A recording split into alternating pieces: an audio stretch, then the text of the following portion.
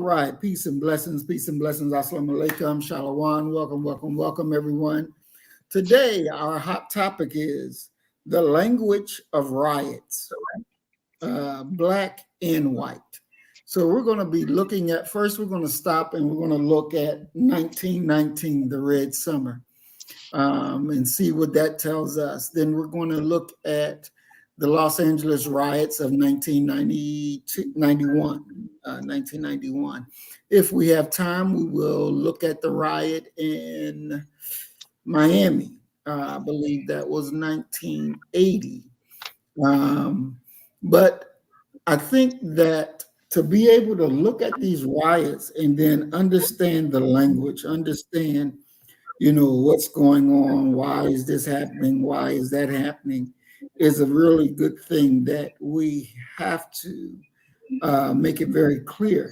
Now, Dr. King said the language of the riots are of the unheard, or something to that effect, that the language of riots is the unheard. Doc, am I quoting King correctly or no? Yeah, you're quoting King correctly, but it kind of rubs me the wrong way what King said. Okay. And it really in many ways depends upon your proximity, what side you're on. If you are on the side of power brokers, white folk, during this time, it is a riot. If you're on the side of the oppressed, it's a rebellion. And we refer to like Watts. We don't call it the Watts riot. We call it the Watts rebellion, because it's a subtle nuance, but it's definitely something that needs to be adhered to. That it's not a riot; it's a rebellion. A riot is in many ways kind of dismissive, but I understand what King is trying to convey. Okay, excellent. Thank you, Doc. And I'll go ahead and welcome Sheila Neal to the program. Peace and blessings. We're glad you're here. Twin Pyramid, peace and blessings. We're glad you're here. Mayat, peace and blessings. We are glad you are here. So, Doc, you said that it's better to call the riots a rebellion instead of calling it riot, call it a rebellion. Now, would you consider that to be the same for the white folks when they riot? Like we're going to be talking about the Red Summer 1919. Would you call those riots, or would you call those rebellion? That's certainly a riot. I mean, that is a egregious attack upon people. That has nothing to do, and this has historically been one of the biggest debates.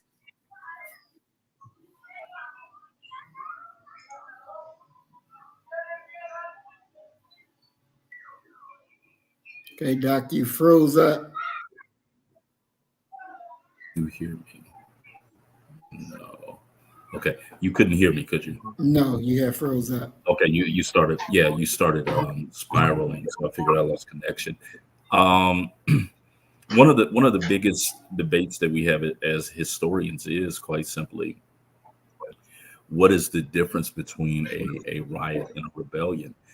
And when you look at, and it's like any other thing, whoever gets to define it and determine what it is the one holding the power. These rebellions that we talk about in the 1960s were caused by unemployment, were caused by police brutality, reacting to something. What happens in the Red Summer, and we should actually push it back to 1917 and move it forward also to 1923, to Rosewood, the Rosewood Massacre. You're in many ways talking about a people who are just continuing what they've always done, which is hunt black folk down in the street. And the mere thought that black folk who had gone to serve would come back expecting equality, some type of increase in their rights. That's I wouldn't even call that a riot. I would call that a calculated extermination of black folk. That's not a riot. What they did, not a riot at all. Wow. So let me just ask, has there been any would you call anything that they would call a riot that happened where black people blow up, would you call any of them riots, or all of them would be called rebellions? I call each and every one of them a rebellion. Okay. All Because right. there's a catalyst to why we act up. We're the population of people who don't mess with nobody. If you go back and you look at what happened with Rodney King, you know, Rodney King stands up there having got the hell beat out of him, and he stands up and says, "Can't we all just get along?" You know, look at the reaction, and it happened on the Phil Donahue show when you had, and this is dealing with the LA riots as they call it, as well.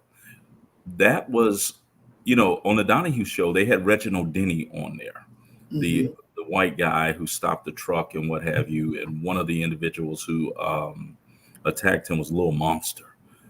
For those who know LA gangsters, but he tried to forgive them for what they did, and white folk were up in arms.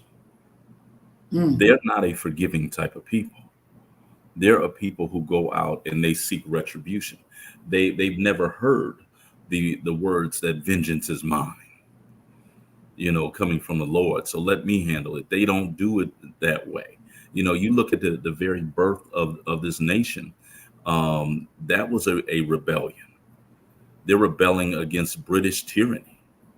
So I just find it disgusting and hypocritical that they can turn around and they can then come out of their mouth and say, well, you guys were rioting.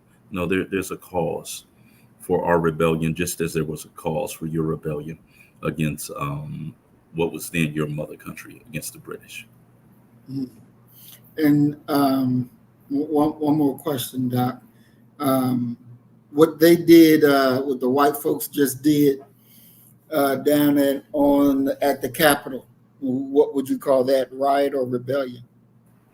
I would actually call that a rebellion, but it was a rebellion that was predicated upon a falsity, which is really a common theme amongst white folk when they consider themselves rebelling. You know, when you think about how many of their unwarranted attacks against black folk have grew out of that common lie of a black man raping a white woman. So they're operating out of what I would argue to be their grandest tradition, a tradition of a lie being planted in them and them having absolutely no common sense or impulse control and running with it. Mm. Excellent, excellent. All right, thank you, Doc. Sister Cassie, when Dr. King says that the riots are the language of the unheard, what would you say to him about that? You're on mute. I totally agree. We as Black folk have been preaching how we feel for a long time and not being heard. Even now, police brutality and homelessness, prison reform, all of it. How long we've been talking about it and still nothing. So yes, sometimes it is warranted. That's how white folk get their message across. They come in and they Black Wall Street. Let's talk about that. Okay, what did they do? They got jealous. They looked over there, saw that we were building, which was what we were doing. We were building, and they got upset because we were building, because our little, towns look better than theirs. But my thing is, we've been talking since forever with no, and they're still not listening, even till today. Hey, you come in our neighborhoods, you do la la la, and white folk look at you and say, no, that's not what's happening. Well, it's not happening to you, but it's happening to us. So hear our story. Even when we're online trying to, tell the story, they still will come over and say, hey, this is. So no, that is, I totally agree with what he said. It's it's unheard. How else do we get our message across? And sometimes that's what needs to happen. We need to burn some shit down sometimes. And do you feel it's effective? Do you feel that it works? I feel if we did it the right way, yes. I believe that how we deal with George Floyd, if we had kept the momentum, it would have worked. They would have heard us. I guarantee you they would have, because the civil rights got you what you needed. You got the bill because you was burning down. America was burning down nationwide, right? That's how we got the civil rights bill. If we really do our homework, they was burning down. It was across the board. So what happened? They said, okay, let's give it to them. Okay, then we needed to keep that momentum going, even with George Floyd. We should have been, doing even to today, until they do what needs to happen. And I do believe, and even include holding our money. It's maybe not all about the rioting, but we can hold our money. You have to do something. Right now, we're absolutely doing nothing. So right now, I'm willing to try anything. Burn some shit down, hold your money, whatever works. And we can try both ways. But I do believe either way would work. All right, excellent, excellent. I want to welcome Earth Angel 1105 Remix to the program. Peace and blessings, Queen. We're glad that you are with us as well. Brother Isaiah, do you believe that the riots are the language of the unheard?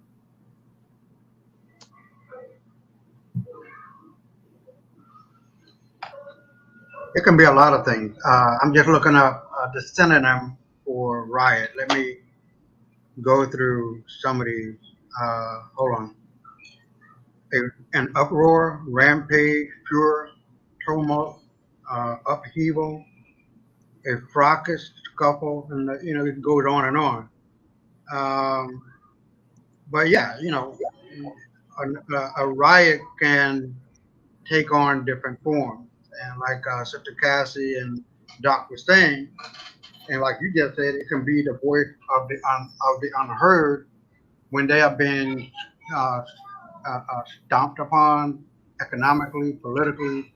At some point, that kind of pressure, downward pressure, uh, to keep someone down, will ultimately erupt, and a fire, as one of our esteemed authors said, the fire next time, or something like that.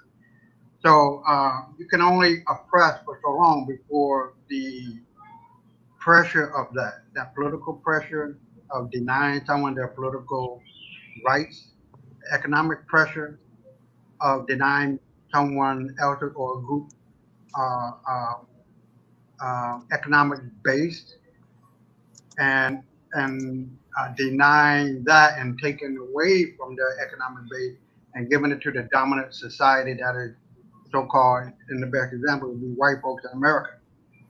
And we know what happened with the redlining and the whole nine, and the 1919, which wasn't a riot on their part. It was really uh, a denial of the rights of black people and the assumption under the law that white people had at that time that benefited them and denied us or our ancestors the right to land, the right to vote, the right to property, the right to wealth. And that is all culminated. What was the name of that bank where they were depositing all that? The Freedman Bank, and all of that money was stolen, right? So uh, obviously, and you can have an unrighteous. I don't know if I want to use that word. I'm trying to skirt, but you can have an unrighteous riot, or what's the word? What's the better word for that one? You know how white folk go to a game and they just riot after their team lose? That's what that is. But when black folk do it, it is seen as if white people, that we are white people and we're just upset about our team losing, and that's not the case. Because as you know, if we are on an even level playing field, we would be dominating American society politically, economically, and spiritually. Just how we are. We've always done better than the children of ours. According to uh, black folks in America, of course, that that runs deep in our community, because you've been politically oppressed, you've been economically oppressed, you've been and you've been misguided with this so-called religion of, and if I want, of being, which is the center of the universe, because what is up is down, what is in and out. So, as our sister Maya said, as soon as we can get back to our rightful minds in regard to our true way of life, and we said this many times on your show, Brother Muhammad and Doctor, that we are so far removed from where we need to be that it's utterly almost insane to even look toward the center, and you're right there on the fray, on the fringe of insanity, political insanity, economic insanity, and spiritual insanity. That we don't know which way to go. We don't know whether the shit will go blind. You know what I mean? In a lot of ways, not all, but in a lot of ways. And as soon as we can gather up, just like that meme I sent to you, you have all these black people in a hole, and you see this one giant fist rising up out of that hole, bursting through the ceiling of how would I put that ceiling? The ceiling of malcontent, that ceiling of um,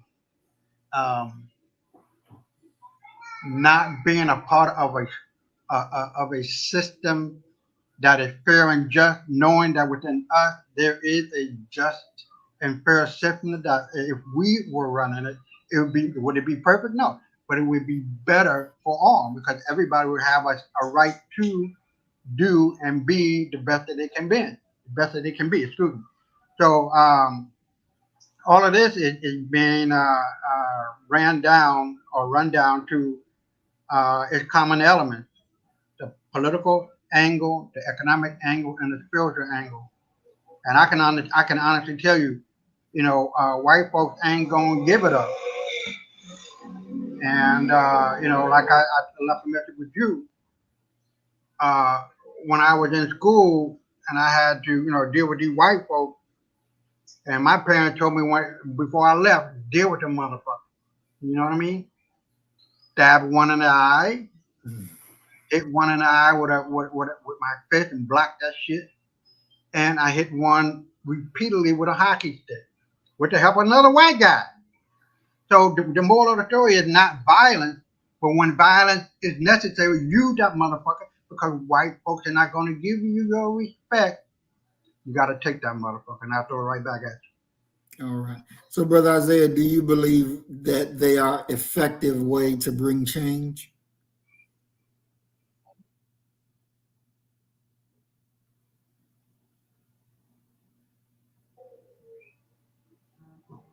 Oh, say that again. I'm sorry. Do you believe that they are effective way to bring change?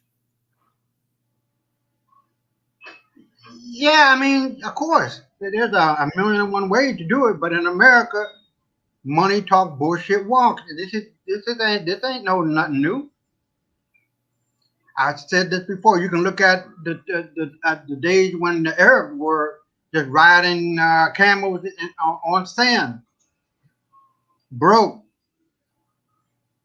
and then they discovered oil. And this was when I heard it. I don't know how earlier in the 70s it was, but they were raking in billions of dollars. You see, white folks ain't gonna respect no broke motherfuckers. Whether white, black, Arab, it just human nature don't do that. You got to understand the laws of power. You understand what I'm telling you? A broke motherfucker ain't gonna get no respect, none. You're gonna get a quick kick in the motherfucking ass, and that's it. Now the other three most important rings of power are politics, economic, and spirituality. When you have money, you can dictate politics. You can dictate large policies and regulations that benefit you as an individual and collectively. You feel what I'm saying? And then the spiritual aspect of that is a cultural thing with us, and as it was in the past in Egypt or in Greece or in the realm of Spain for almost 800 years. We had all of those three elements. The Atlantic Ocean was never called the Atlantic Ocean. It was called the Ethiopic Ocean for a reason, because black folk controlled the motherfucker. And this is where I am telling you right now, we ain't gonna be where we are right now, politically and economically. We are gaining, and we are on an hyper speed toward political empowerment, economic empowerment, and spiritual enrichment, going back to Ma'at. If not Ma'at, then it has to be the actual elements of Islam, the actual elements of Judaism, and the actual elements of Christianity, however you want to do it. Because these are systems, spiritual systems, and ways of life to help you find a way of life for you. Don't make this shit hard. And I throw it back at you. Thank you, Brother Isaiah. Doc, I don't think I asked you the question. Do you think that the rebellions have been not so much successful, but do you think that they helped? You know, I side with Huey P. Newton in regards to answering that question. And what Huey would say is, no, they don't. He said, after the smoke is cleared and the rubble is being looked at, who's been hurt? The only people that have actually been hurt are, and Huey cites black children and grandmothers, and he's talking about the late 1960s all the way through the 70s. He says all you've done is made it more difficult for them to get access to the things that they need from stores and things like that. As far as a rebellion having a significant impact on improving black lives, I argue no. After the emotionalism has died down, and everybody settles back into their standard routine, things remain the same as the status quo. You know, we're not talking about the need for emotionalism. We're talking about the need for planning, for scientific planning, for building a race. I mean, our people are so bad off that we don't even understand how to choose a mate anymore. We're looking at physical attributes. We're not looking at somebody you can even build with. So what chance do we have in regards to going into an emotional rage and conquering individuals who have been planning 24/7, 365 on how to continue their position of political, economic, and social superiority? And I yield, brother. All right. Thank you, Doc. We're going to go and look at this article that I'm going to go over on the Red Summer. But I want us to look at the picture that they show and then tell us how you interpret this picture. And you can see black man right here, white man, white man, white man. They got their weapons, so they're in the army. And then you have a little black boy, black man, and another black man right here. See if I can blow the picture up a little bit.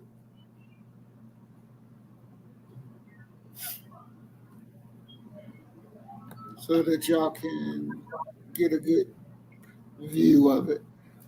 So, Doc, when you look at that picture, what does it say to you, if anything? What does it say to you? You know, if you towards the right of the photo, you see what appears to be a black soldier. Right. Okay. What I see in this photo actually is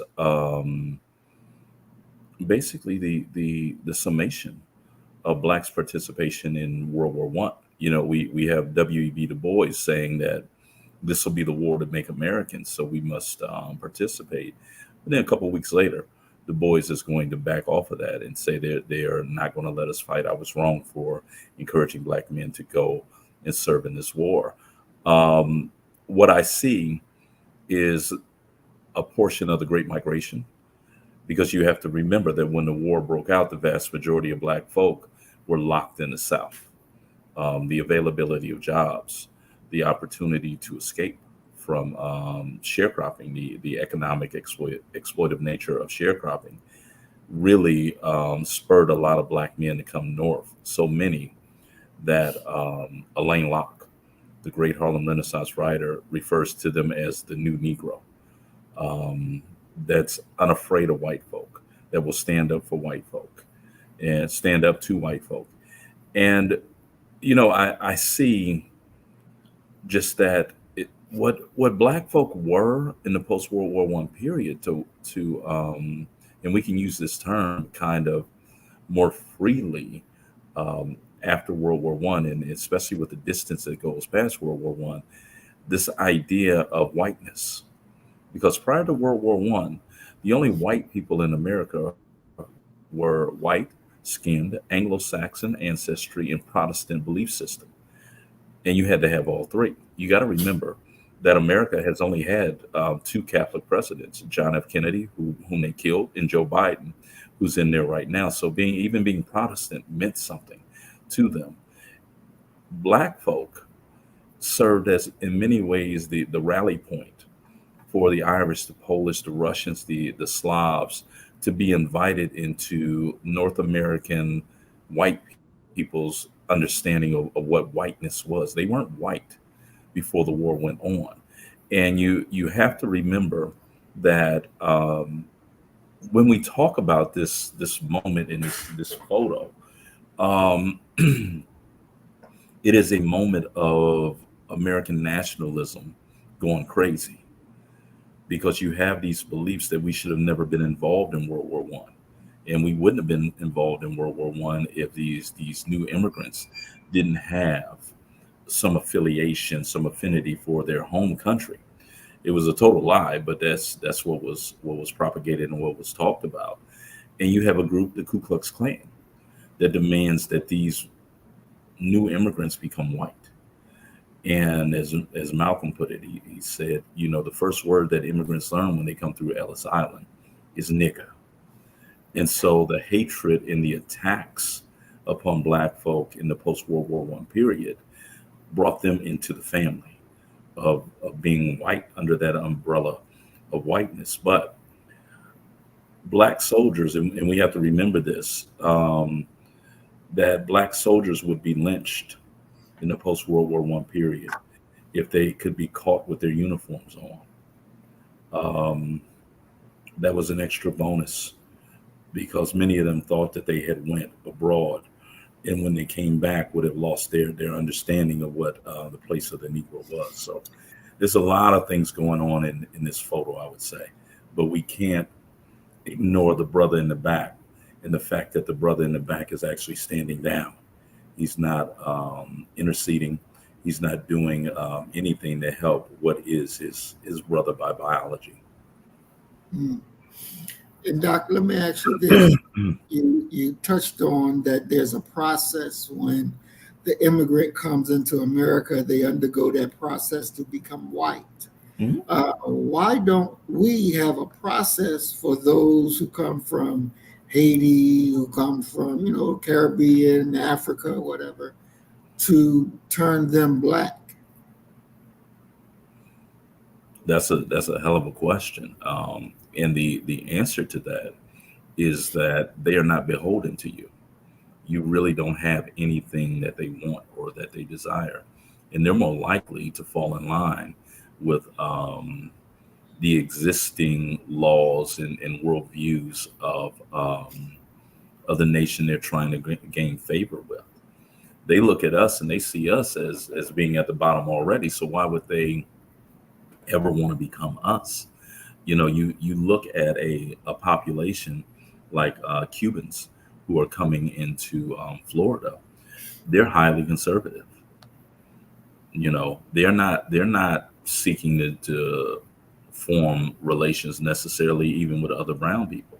They're trying to get ahead of in America. They're trying to get some money. Brother Isaiah is correct that money is the pathway forward. I mean, it's not even numbers. You look at the arrival of any group, and compare their numbers to the Jews. Okay, it's about money. It's about power, political power. So those we don't have a process for them, and part of the problem is that we don't recognize them as brethren, and far too often they don't recognize us in the same way.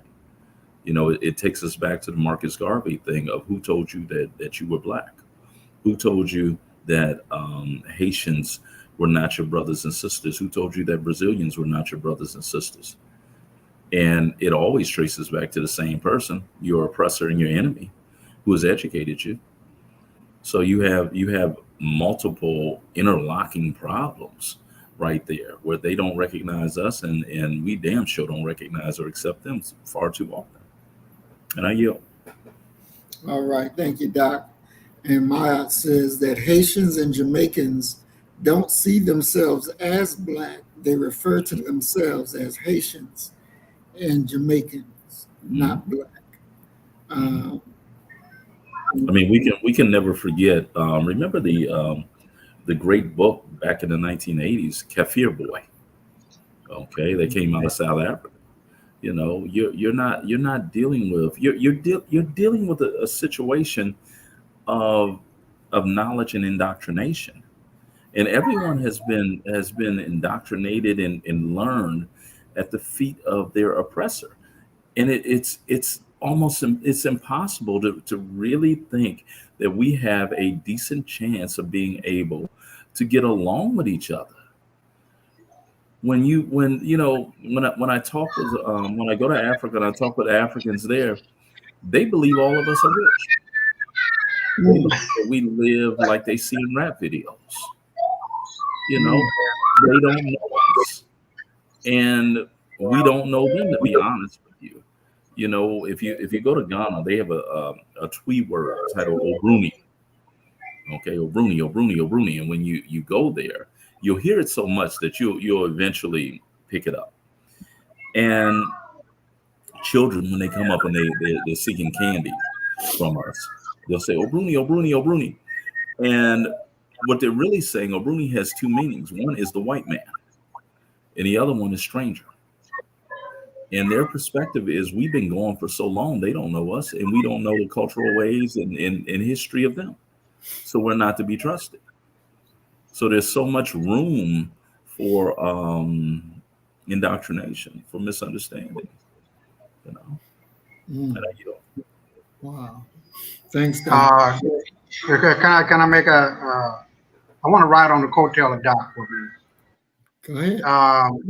Yeah, hear me out, right? Because I got a lot of thoughts I'm trying to, put together to make it make sense. You know what I mean?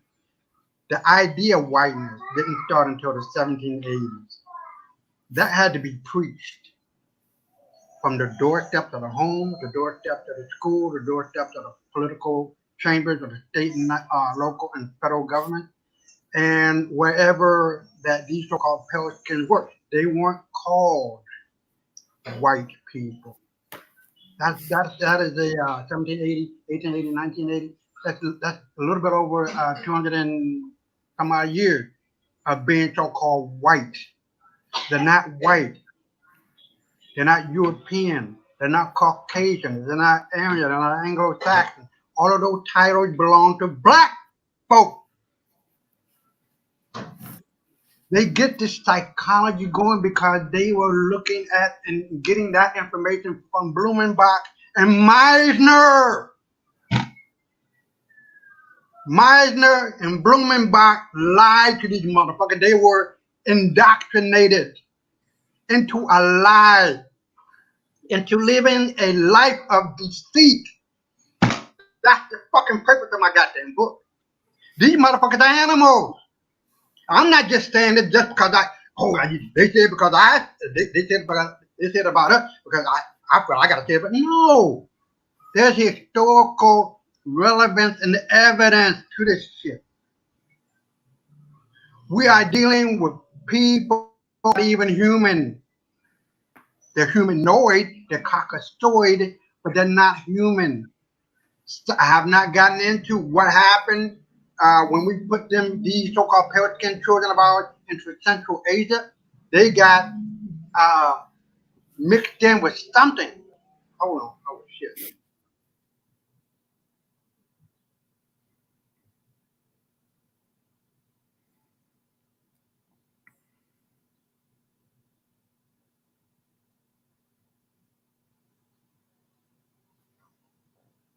Isaiah, you there?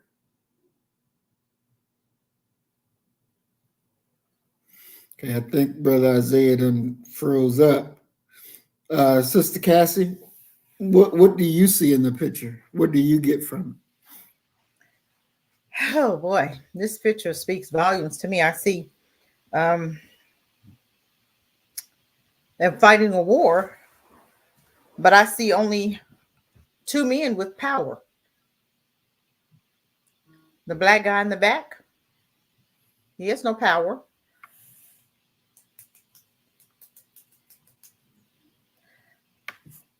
I don't believe in sending my child to fight a war for another country's freedom.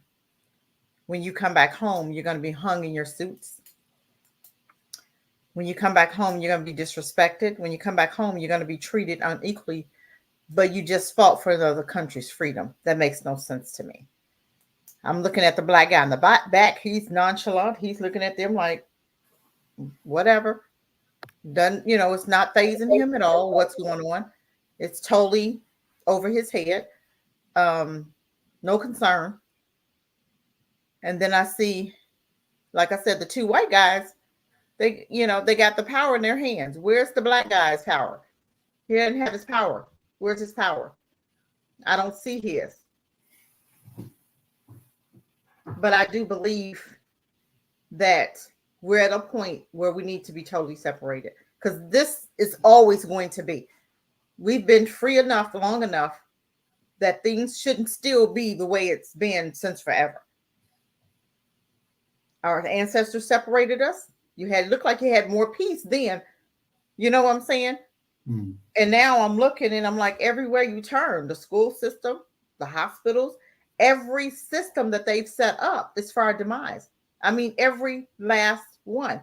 And then I hear people say, well, they're not all that bad. But I'm like, where? Everyone that I see, everyone that I know, everyone that I come in contact with is evil. Period. The mentality is evil. I say they're Satan's children.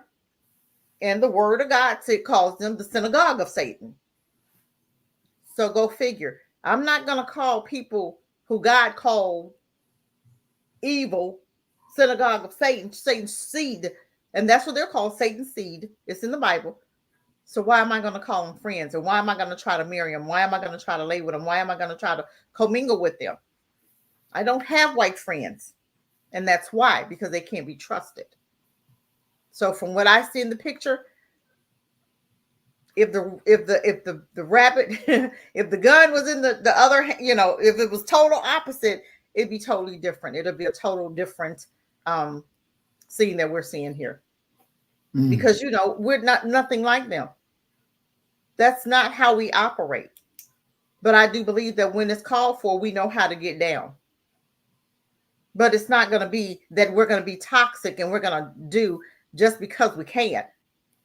Sometimes they just do stuff just because they can. Everywhere they go is toxic. They go to Africa now, Nigeria. Now they, the Chinese got a whole restaurant talking about Nigerians can't go. What the hell are you talking about? Go back to China. Mm-hmm. We're not letting, but I blame the government. I blame the people. When are we going to sit there and be, no, that's not happening here. But we allow certain things because that speaks volumes of who we are. We love everybody. They just love them. And then they want to bring their toxicity to your country. Just like Jamaica, the beaches, they bring in their toxicity there. No, I believe in total separation. You want to invest, get the hell out. And I rest my mic. All right. Thank you, Sister Cassie. I'm going to go into a little bit of what I see. And what I see out of it. Now, this black man right here, to me, before these three came, but maybe these three black men and this little boy right here was, just hanging out. This brother right here talking big stuff about the cracker. And the white boys roll up on him. And then now this one, they got a kind of smile on his face. They're looking to see, do you still have that same thought that when they wasn't here, that you were saying to us, will you repeat it now that they're right there? And then you got the little brother listening in eagerly to the group. Now, again, this is just what I see in the picture. And, you know, when you interpret pictures, you interpret it how you feel. But there's always that point where when we amongst ourselves and we'll say what we say, and other blacks can agree, but won't dare agree to say, I agree with you in front of those whom you're talking about. But they will watch and see when the enemy comes around. Now let's hear you say that. Now let's see what you're going to say. Now let's see what you're going to do. To see if that person is really going to say what they've been saying. And so that brings me to the thought when I heard Minister Farrakhan say one time, some of our people, they will buy the tape, go back home, lock the door, pull down the curtains, go all the way upstairs in their bedroom, lock the door, pull all down the curtains, make sure it's black, get under the bed, then put the tape in their radio and then turn it on to listen. And it's this idea that if you speak the truth in front of them, you're going to die. You're going to lose something. How does that thought get destroyed in Black people that will give you the freedom to say what needs to be said and not giving a damn what the enemy's response is? Doc? If only we had the answer to that question, you know, we'd be free, you know. But the truth of the matter is that the majority of Black folk that I've dealt with have always leaned towards being what I term company men. They're going to go along to get along because they're trying to, you know, to in every way increase their chances of being able to survive and to make it and things like that. They're respectable individuals by white folk. And you know, one of the things that used to always burn me up. I had a professor that I hated by the name of Eugene Watts. He was a Republican conservative congressman who taught a class at Ohio State. And me and Eugene Watts would get into it all the time. He told me that he was there, you know, with SNCC. You know, I was marching with SNCC, and I was, you know, and I responded in the best way I could. I said, if he was down there, he was working for J. Edgar Hoover. Okay. So we couldn't see eye to eye on nothing. Okay. After we got into it and we would go on break, he was teaching a grad class. The very Negroes who sat there and said nothing to support me would make their way over to me if I went to the water fountain or what have you. Yeah, bro, you was right though.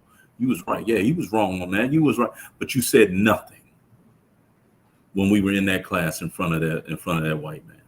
Get out of my face with that. And there's a reward structure for individuals who do that. They are company men, and in the moment that you wind up getting labeled the radical, the subversive, the this, the that, you know, blah blah blah, they use that opportunity to go and, number one, tell on you to white folk, and number two, to increase their status and their access to power and to money and to things like that. That's just who they are. You know, they are, you know, Negro peons. It's just who they are. And they'll stand up, and many of them I have notable positions that get up and rah, you know, in front of Black audiences, but they know ain't nothing coming from it.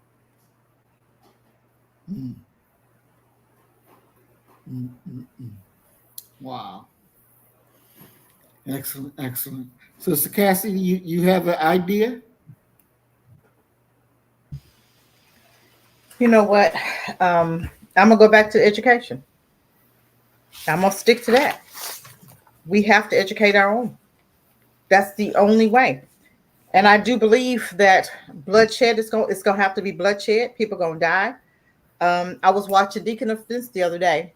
That's my one of my favorite movies. And when I saw when change happened was when they got armed. When change happened was when they took control of their own destiny. They took control of their own cities. They said, no, you're not going to do this. You're not going to do this. And guess what? Change happened. So that's what I believe. I believe that it's going to take us standing up for ourselves. We've not done that in I don't know when, forever. But I do believe it's going to take us being armed. I do believe because white folk, they power to them is being armed, guns. And until when they see a black person with a gun, the total respect is totally different. I can see, some people that I know when they go out armed, it's totally a different atmosphere. It's totally different than when they're not. When you go in a group of white folk, it's just totally they respect the weapon, and they respect a black person with one more so than one that's by himself and out armed, outgunned, outmanned. And I do believe it's going to take us standing up and possibly total separation is what I'm gonna always go in total separation. Then you can have your separate, your entity, your separate everything. And you're not coming over here with this. This is how, and you have to be armed and you have to stay armed. And we have to have our own, and I believe in the retired servicemen, army men, the retired armed services. I do believe that that's the only way that it's going to happen, that change is going to come. And I rest my mic. Perfect, perfect. Thank you, Sister Cassie. I was half watching this show last night called Ronin 47. And there was something that was said, and I want to quote part of it, because when he said it, it was just so real. And I thought it would be good today. And so it says this: when a crime goes unpunished, the world is unbalanced. When the wrong is unavenged, the heavens look down on us in shame. What's your thought about that, Doc? I mean, it's absolutely correct. You're dealing with people who are capable of and willing to do anything under God's, on God's green earth, and still to be able to get away with it. Justice doesn't work that way. Okay. That's never going to be okay with God. That's throwing off to use, because I know the movie that you're talking about, that throws off the yin and the yang, So yeah, I agree with that wholeheartedly.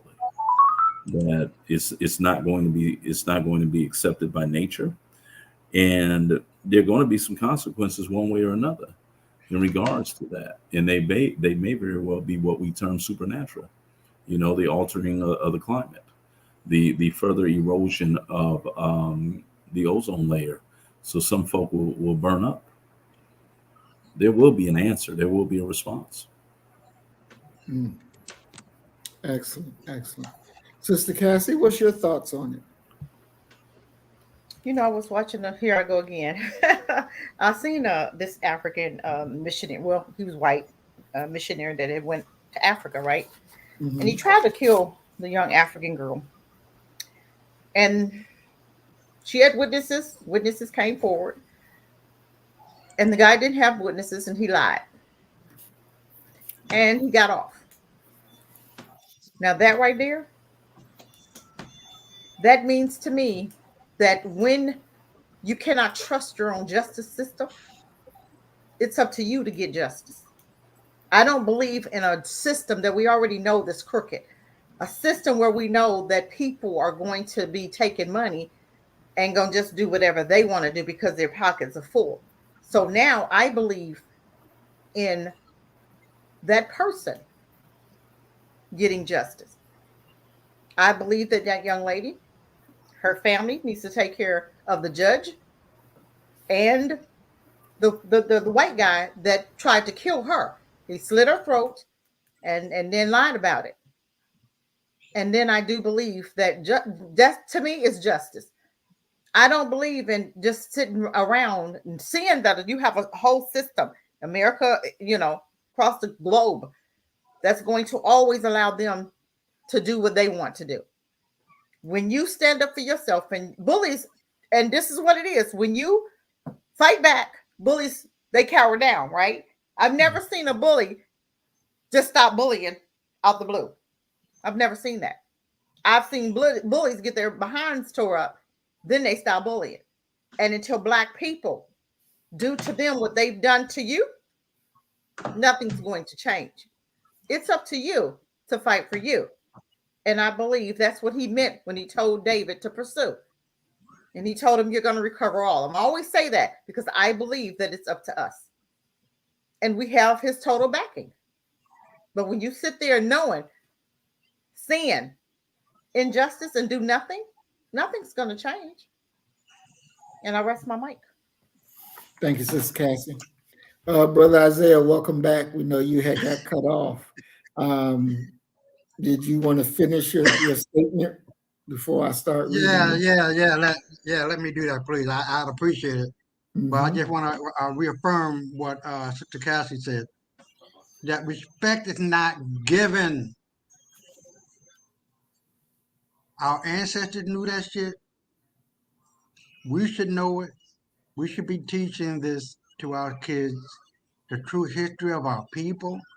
I just sent it to you earlier. A video of our history is so illustrious, dynamic, full. Without us, this world cannot be and would not be. White folks ain't shit because they talk shit. They talk shit because they know they ain't shit. They hoodwinking us with lies and deceit, not only about themselves, but about our own history. And when you don't know your history from where you come, you don't know where you are and where you're going. To understand the present, you must know the past to predict the future.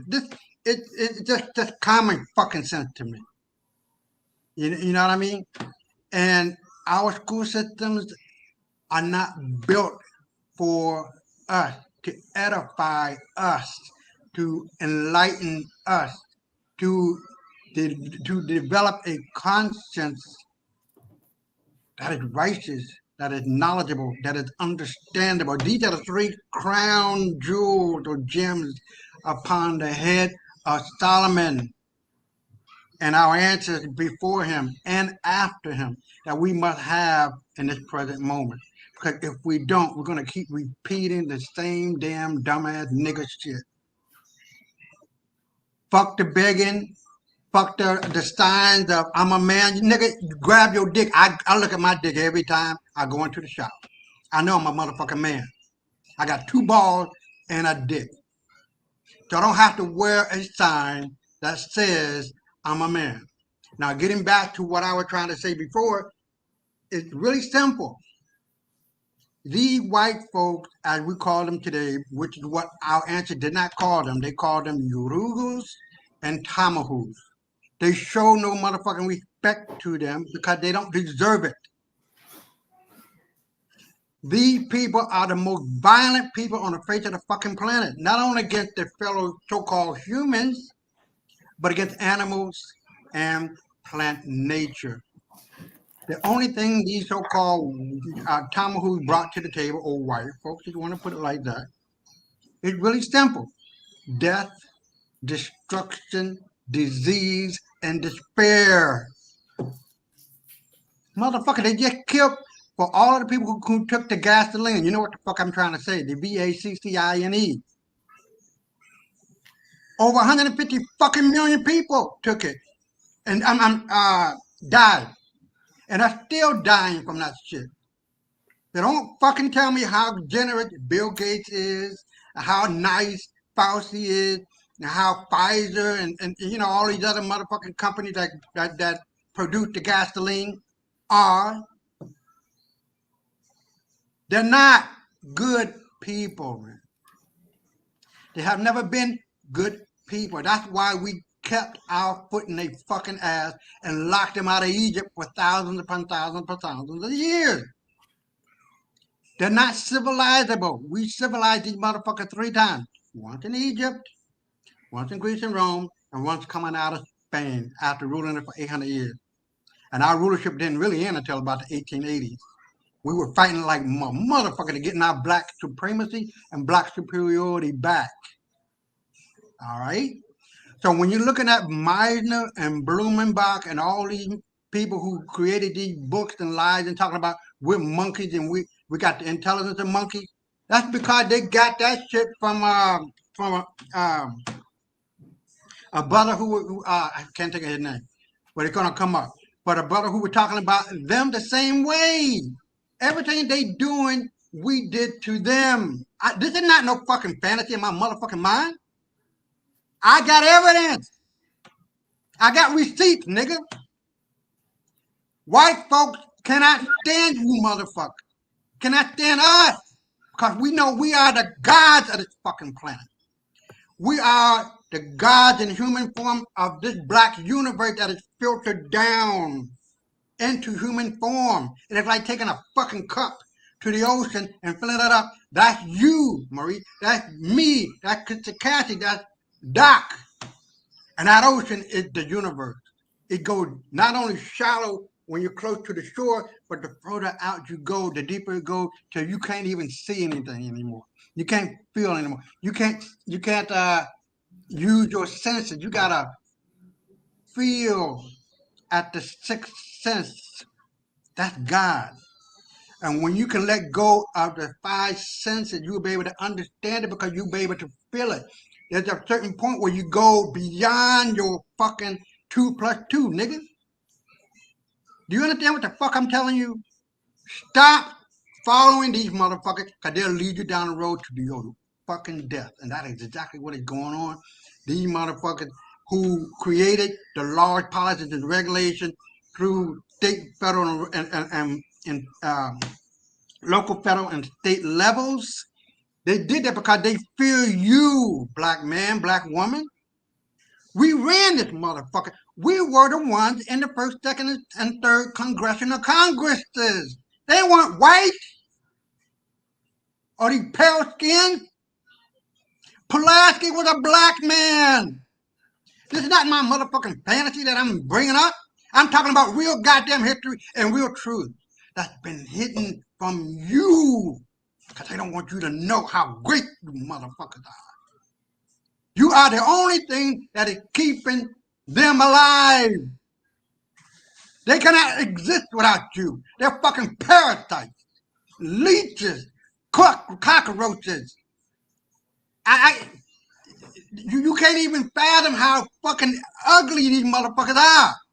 If you go to Google, I'm here to tell you, go to Google and look up wild men. They got long fucking fingernails like claws.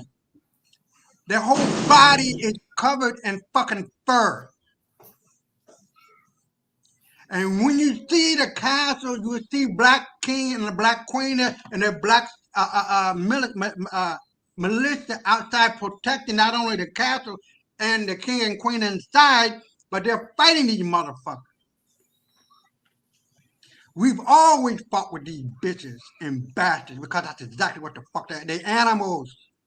And as soon as you can let that shit go, oh well, you wrong about that, Isaiah. Gee, these, I got a lot of white friends. They good for you. They good, nigga, what? That's just a ruse for your dumb nigga ass to go along with to get along. That's all that shit is. It's like these motherfuckers want to be good Jews in Palestine. We're not. Judaism is not Zionism. Man, come on. It's the same motherfucking shit they pulling over here. They pulling in Palestine. They are going to be killed. They are being killed, and they will be killed. Not only from the sun, but from all of brown-skinned people. I'm here to tell you, their death is on the table. They have a death warrant. And all of this shit that they done is not because I want to see it done. I'm a peaceful man, but I will fucking kill you if you try to fuck with me and my family. There's no end, there's no ands, there's no buts about that shit. But it's called karma, nigga. What goes around comes around, and that's what the fuck white folk fear. You understand what I'm fucking telling you? They fear that shit because they know it's coming back home to them. The chicken will. How did that shit go? You know what I'm trying to say. Come home to roost. Yes, they're scared to the motherfucker. But do I give a fuck about a 2-year-old white motherfucking child dying? No. I'm keeping my shit real. No. Do they give a fuck about taking our 8-month baby and feeding him to alligators? No. I'm going to feel some kind of way about it. And then about 2 seconds later, I don't give a fuck. That is just exactly the way it is. The sins of the father and mother, the parents, are always visited upon their children. And what is going on right now, what you have shown with those stories that are going on, that is because of white supremacy indoctrination. That was who was Doc? You help me on this. Who were the in 1900, 1905? Who was the president? I think it was damn it. I can't remember. But he brought a 10-volume work on white supremacy that infiltrated and inundated the minds of these pale skins. The French, the Germans, the Irish, you name it. These weren't white folks. They were about as brown as me and you, or as light as Doc. They weren't white. They had it was being white was like a fucking club. The person who created who made the movie Mr. Smith Goes to Washington, I think it was, Doc, please help me on this. That motherfucker was a nigger. But he got his white card and everything else was just Frank the singer. You know what I'm talking about. And in the 1960s, because my cousin made me watch that shit. Well, I wasn't born in 1960, but the reruns of that shit. The woman, the Italian woman, you was always surfing on the surfboard. The Italian bitch. You know what I'm talking about. These people were niggas. When they got that white card, they were like, oh, we're good now. You Frank Sinatra and the other one. All right, brother Isaiah, you're gonna have to land that plane now. Okay. Yeah. But my thing is that they got ahead because they cheated, man. You understand what I'm telling you? There's nothing special about these motherfuckers. They wrote policies and laws and regulations once they saw that once they can get into these positions, that was it. And they can curtail our progress, of which we had, I think, 20 million acres of land, farmland.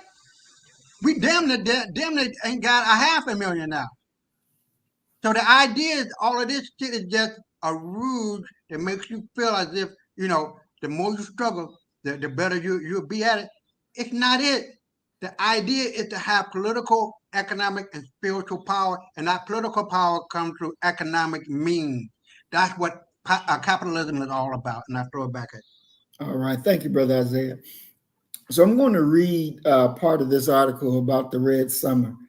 It says, hundreds of Black deaths during the 1919's Red Summer are being remembered. America in the summer of 1919 ran red with blood from racial violence. And yet today, 100 years later, not many people knew it even happened. I know for me, I never was taught about it when I was in school or anything. I didn't learn about it till I was grown. It said it flowed in small towns like Elaine, Arkansas, and medium-sized places such as Annapolis, Maryland. And I didn't even know it took place in Annapolis until I read this article. And Syracuse, New York, and in big cities like Washington and Chicago. Hundreds of African American men, women, and children were burned alive, shot, hanged, or beaten to death by white mobs. Thousands saw their homes and businesses burned to the ground and were driven out, many never to return.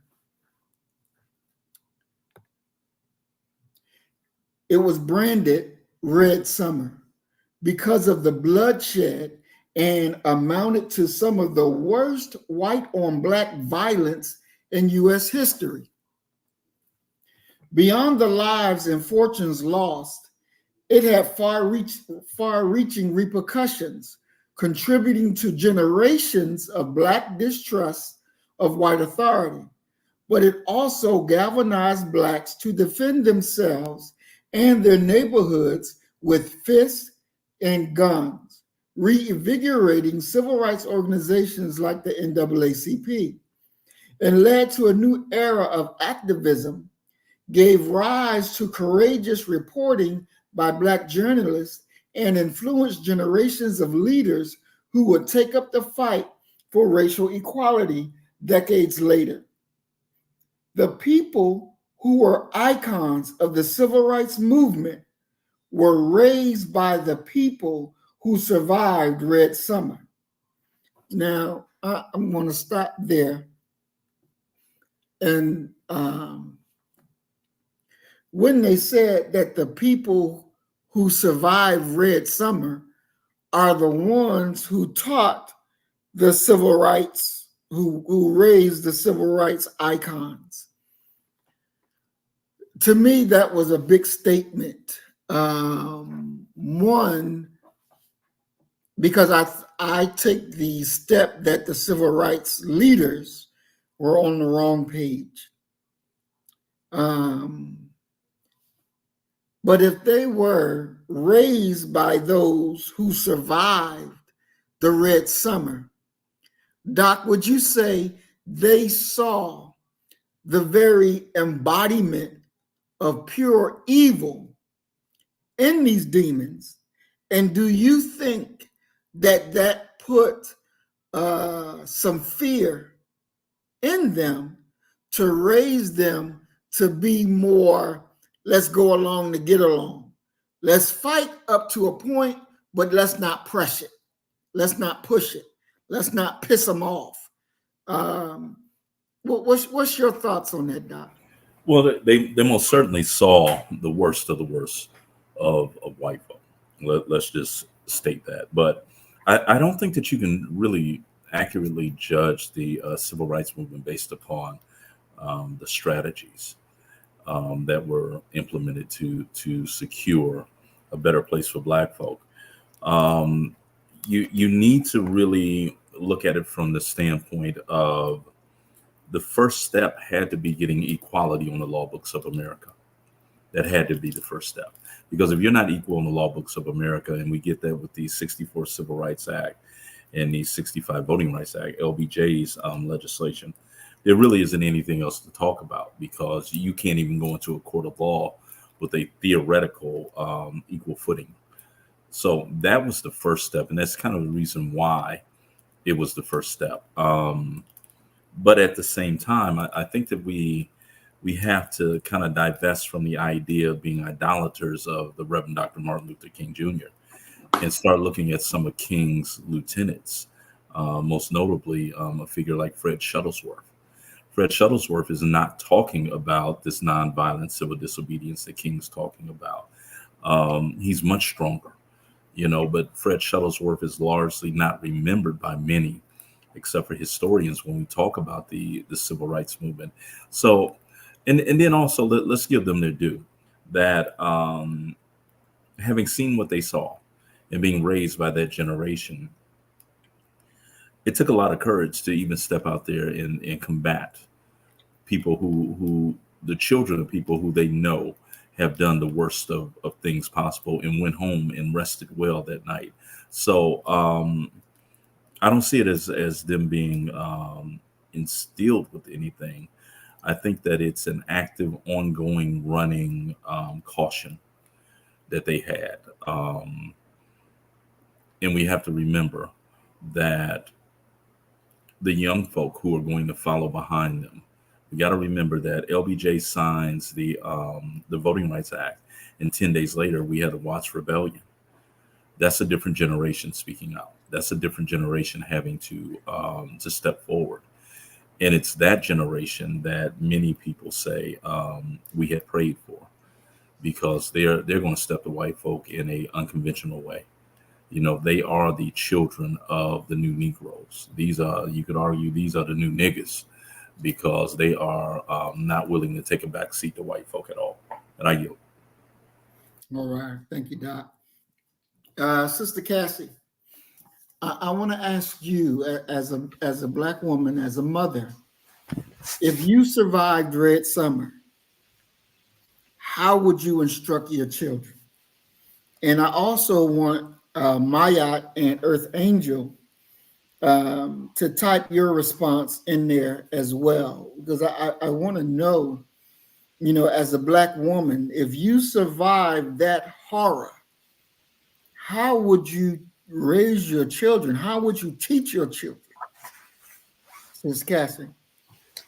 For one, I'm going to teach my child that they're dangerous. I'm going to make sure that they understand how dangerous they are. And I'm going to make sure that they understand that those are not people you want to bring home. I want them to understand what war is really all about. You know what I'm saying? I want them to understand that the only way to be free, it's not cooning. You understand what I'm saying? Mm-hmm. That's not a way to be free to me. That's a way of you just cowering down. And I think a lot of times back then they were coming out of, they were still kind of, you know, that slavery, great grandma was still fresh here as far as what they had gone through in slavery. Mm-hmm. You know what I'm saying? I think that was still fresh here, and the fear was still here. Mm-hmm. I don't believe in walking in fear with them. They love that. I don't believe that we should be teaching our children how to be afraid of them. I believe that we're supposed to be teaching our children how to win. And I really don't believe that. And I want to say that even back in the day, how our ancestors, they separated us for a reason. And they knew dealing with them, living amongst them, the harm. So that was a good reason why they separated us. But we thought we knew so much better that we came right back, because we thought, well, they must have changed by now. No, we forgot, because we weren't educating our own.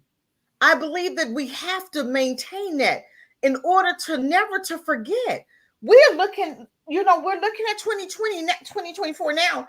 We won't even lift a finger to do anything. They have totally punctified Black folk. We didn't pass any traits down. We passed nothing down to our babies. Newton, 64, 60, that was the fighting generation.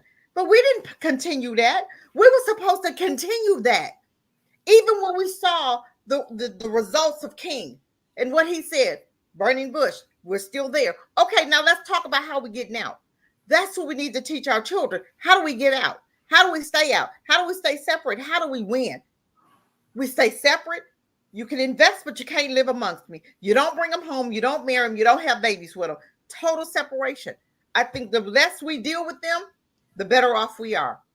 And that's what I would tell my children. The less you deal with them. Mm-hmm. I believe in us having our own businesses. That is what I wish that we would get back to. We don't even have to give them our money. If we know how to fix cars, get your own mechanics. Get your own business. Have as less to deal with them as possible. And I believe that right there is the best way that Black folk need to be. We don't need to have anything in common or to be around them for anything. And I believe that's the best way to teach your children, to stay away from them. Those are not people that you want to call friends. They can never, ever, none of them ever be trusted. I don't care. People say not all of them. The hell with that. All of them. They're just like snakes. You put them all together, you don't know which one is poison, because I'm considering them all poisonous. I rest my mic. So, Sister Cassie, let me ask you this as a mother, because I forget the brother's name, but he was in Philadelphia, and it was an African event, and he saw Black men and white women together holding hands, walking down the street. He said, Brother King Samir, that's who I'm quoting, and this is the same guy that Malik Zulu Shabazz kicked out the new Black Panther Party. He said, you want to be free, you're going to have to kill some people. You're going to have to kill their babies. You're going to have to kill white people. You're going to have to kill their babies. Now, the news reported it and said that he was wrong for saying that, and Zulu Shabazz put him out the organization for saying that. But here where I read that they killed Black men, women, and children, burnt alive, shot, hanged, beaten to death. And this is including Black children. Are children off? Are white children off the list? Are they free to roam and grow while ours be dealt like this? Never off the list. You do unto me as I do unto you. You do unto me, I'm going to do unto you the same way. I believe that what you do to us happens to you. I guarantee you, if we took that thought, that things wouldn't be the way they are today. I believe those police officers, when they, Michael Brown and Trayvon, all of them, I believe that if we had to return the favor, we wouldn't be in this position. They would have bowed down a long time ago, because they would understand. And see, some people, you have to help them to understand what you're all about. You have to show them what you're all about. And we're not doing that. We haven't done that. We've turned around and we're cowering down. That's why you got more and more bolder white folks walking in Black folk face, because they know them niggas ain't gonna do nothing. But that's our fault. We don't think like that. That's how they think. We would never hurt their babies. That's what they do to our children. But that's the Black folk mentality. We don't think like that. To be honest, we don't think like that. Exactly. We don't. We should, because I believe in do unto others as they do unto you. I believe that. But that's not how Black folk think, because of Christianity. You have to understand, we had this Christianity that dumbed a lot of Black folk down. We used to think, we don't think like that now. Not today, 2024. Khalid Muhammad had it, and what they do, they set him down. Didn't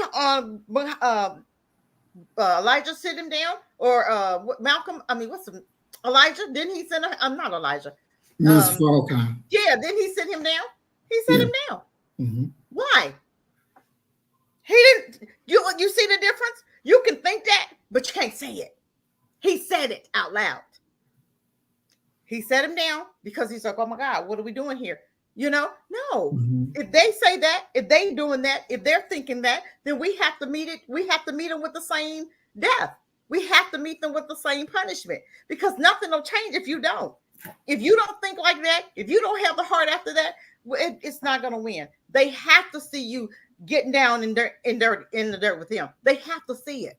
And even if you do it for a minute, they have to know that you can. And that's not what we're showing them. We've not showed them that.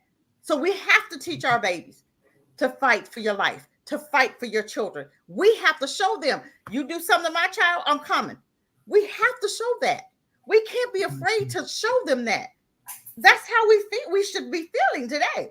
That young woman who got raped, in Africa, that judge should have known not to accept money, because he should know, if I accept money, my community coming. We don't do that though. But that should be something that we shouldn't have never got away from that. We should always have had that in us. You come, I'm coming. You want this, I'm gonna give it to you. You hurt mine, I'm gonna hurt yours. That's the only way it's gonna work. That's the only way it's ever worked. Awesome. Thank you, sister. And I'm gonna go ahead and read Earth Angel reply while we're waiting on Mayat's reply. Earth Angel says, it's hard to come behind my sister and realm in the bush.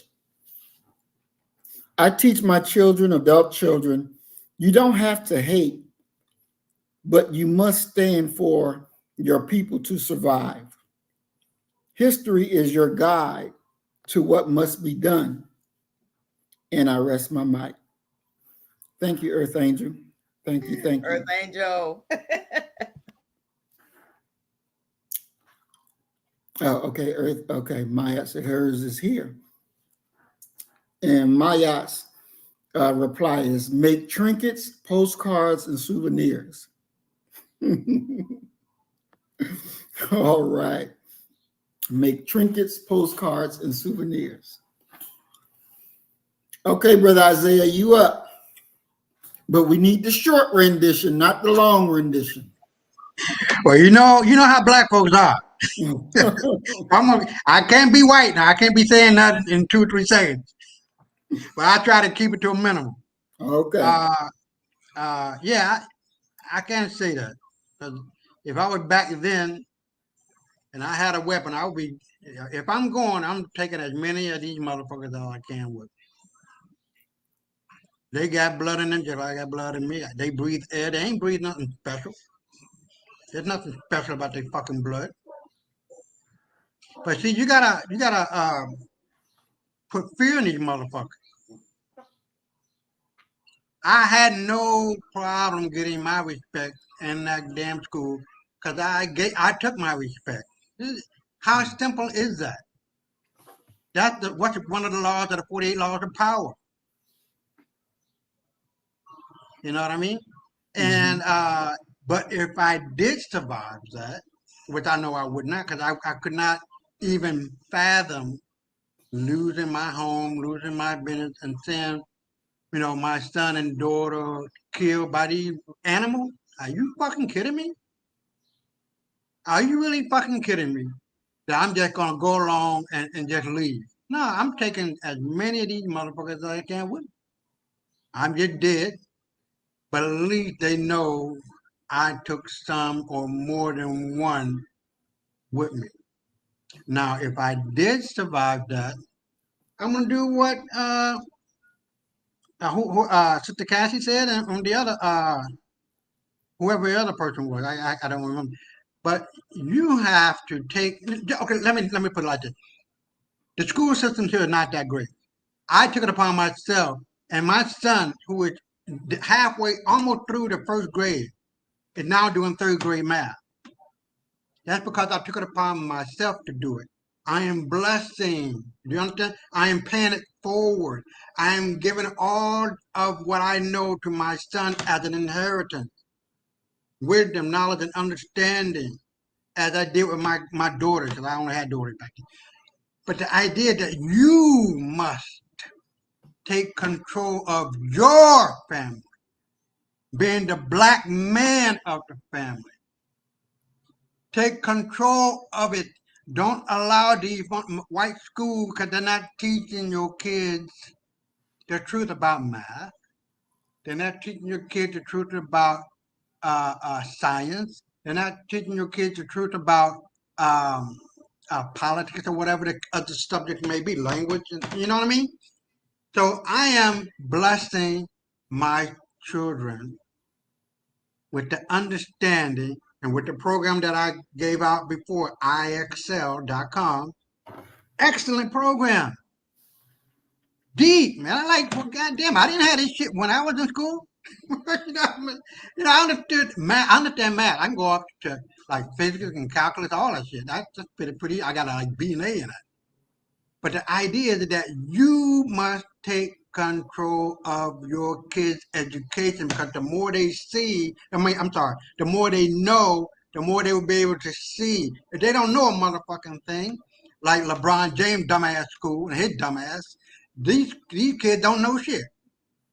And I'll throw it back at you. All right. Thank you, Brother Isaiah, for being brief. Okay, so I got another comment to read by Sister Maya, because YouTube removed her comment. But she said, if I had experienced the Red Summer, I would ensure my children have little to no interaction with the Caucasian. I would teach my children to see them as the beast they have shown us they are. And I think that is really key, because if you teach them that, then they're not going to be running up to try to be friends and lovers with these demons. Doc, can you speak to, and of course we know you wasn't there, but can you speak to the psychological trauma that the children that our people period went through for those who survived the Red Summer? I mean, you have to remember that by and large, once again, the Red Summer occurs. Excuse me. It occurs the summer of World War One ending. This had to have been, number one, a total shock to Black children and Black people in general to be moving from the rural and agrarian South to central city areas. I mean, you got to think, and I call it the map that elected Obama. If you look at any state, like if you look at my home state of Ohio, Obama lost all of Ohio except for Cleveland, Columbus, Cincinnati, Dayton, and Toledo, where the majority of Black folk has situated in pursuit of jobs and in manufacturing centers. So number one, you have that problem going on. And it's our first time really being in close proximity with so many white folk who are going to truly be afraid and challenged because of our numerical presence. And you got to remember that when the new immigrants and the quote unquote white folk, white Anglo-Saxon Protestants, left for World War One, there were no Black folk in the central cities. Very few, if any, were in the central city area. So when you return back and you see that they made encroachments on your neighborhoods, Lorraine Hansberry's A Raisin in the Sun is about Black encroachment in a white area in New York City, Black folk trying to escape out of the impoverished areas. So number one, you're dealing with white folk in a close proximity. That would be significantly dangerous. And also, you got to think about the psychological trauma and the disappointment that flows from the idea that we serve this nation and we receive nothing for that service except for, a rope around our neck.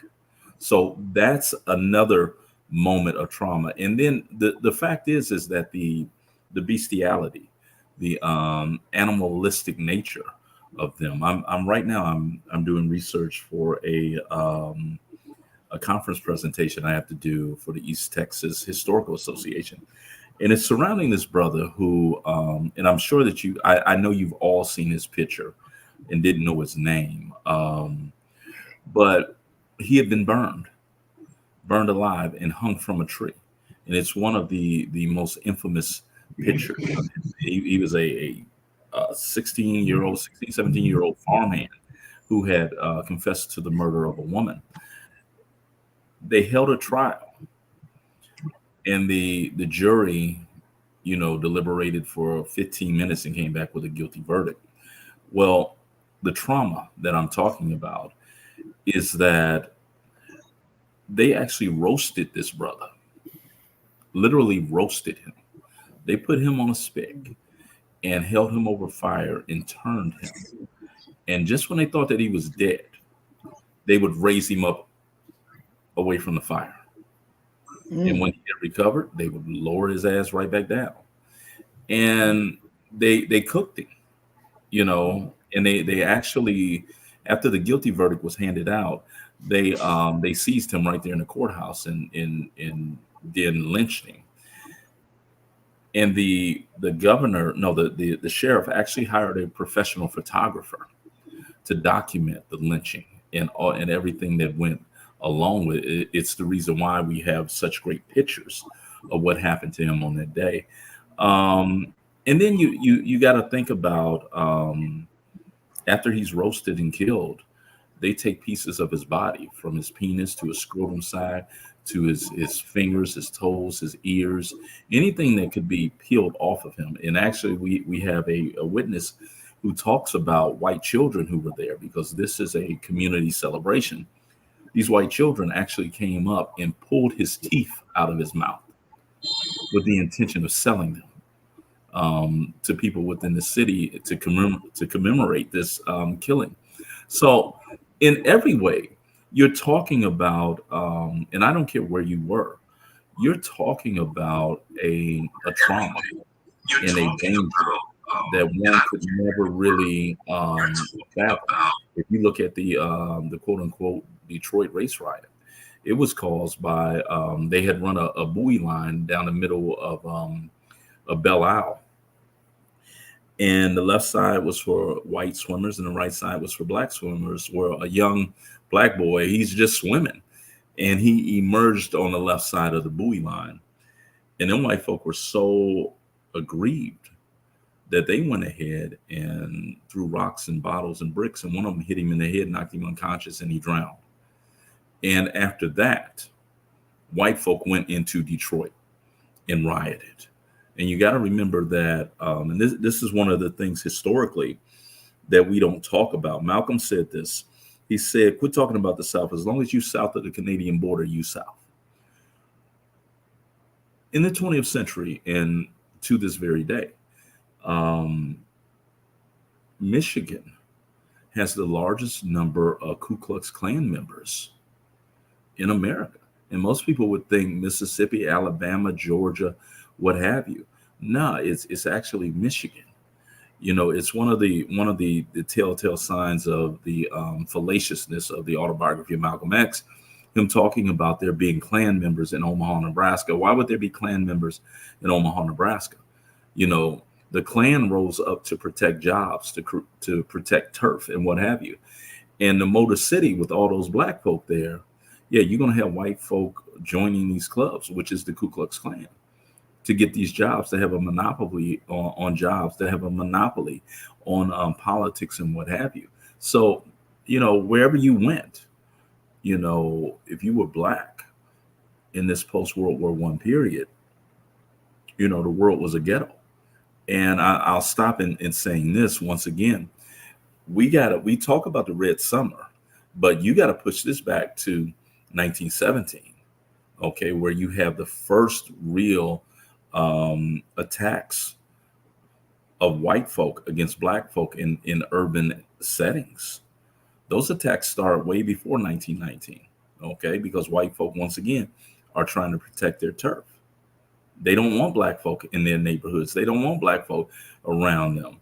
And it extends well past the Red Summer of 1919. And you're dealing with Rosewood, the Rosewood Massacre. That's like 1923. You know, so that's, you know, you're talking about to go from sharecropping and being exploited by white folk in the South to coming into urban areas where they will hunt you down and they will literally roast your ass. Okay. And I'm saying they roasted that brother. You read the depictions and the accounts of it. Yeah. They lowered him, they raised him, they lowered him, they raised him, trying to extend his life. Okay.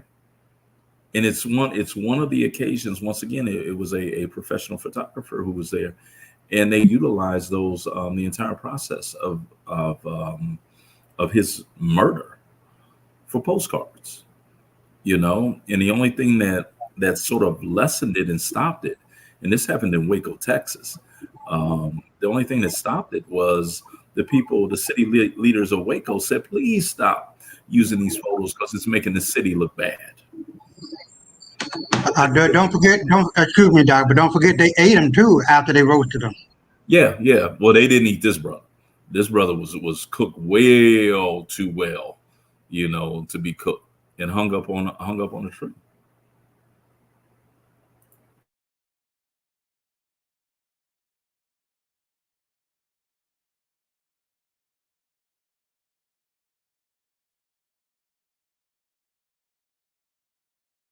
No. This really shows their nature very crystal clear. It leaves room for no doubt. Yeah. If I can share my screen real quick. Sure, go ahead. I have the photo of this brother, so you can and like I said, I'm sure that you guys know, you've seen him. His name was Jesse Washington, and here are the photos of him.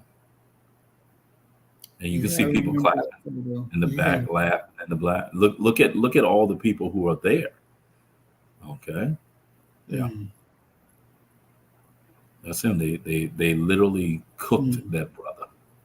Okay, yeah, Jesse Washington, and you can see he's missing arms. He's missing, mm, all those types of things. Yeah, mm, Just the thought of it so is just that's him, Jesse disgusting. Washington. Just the thought of it, Mhm. of how these people, how they allow their children to look at that right there.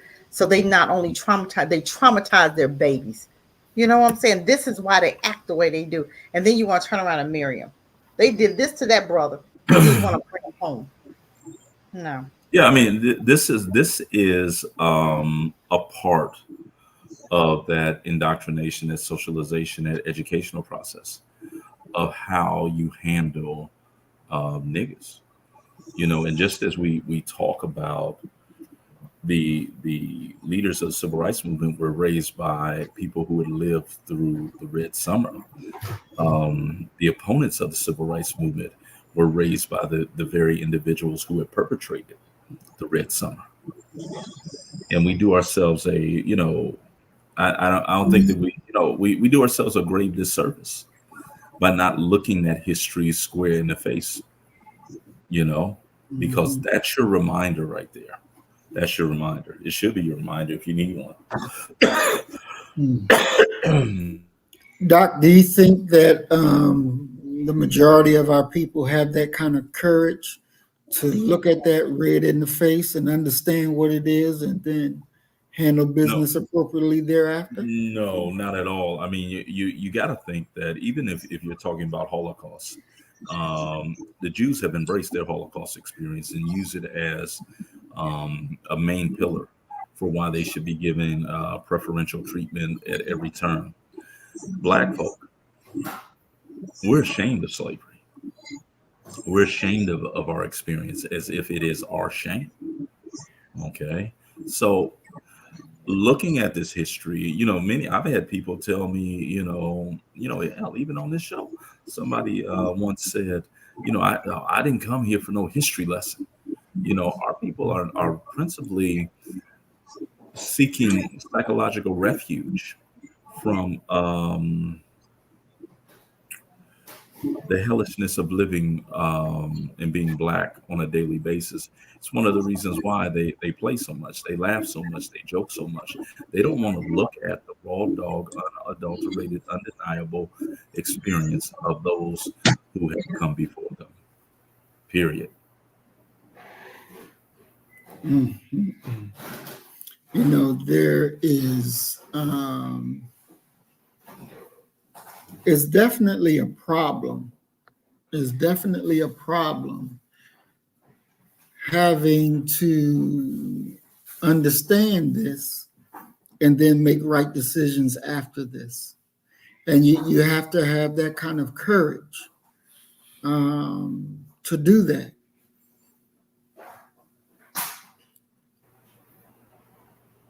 It's the reason why, for me, I'm in many ways heartbroken, crestfallen to see black men and black women at each other's throats so significantly with these quote unquote gender roles, that we've never been that way. That's never been our way, but that ball is rolling, and it has led to black women not supporting black men and black men making the conscious decision to not support any black women.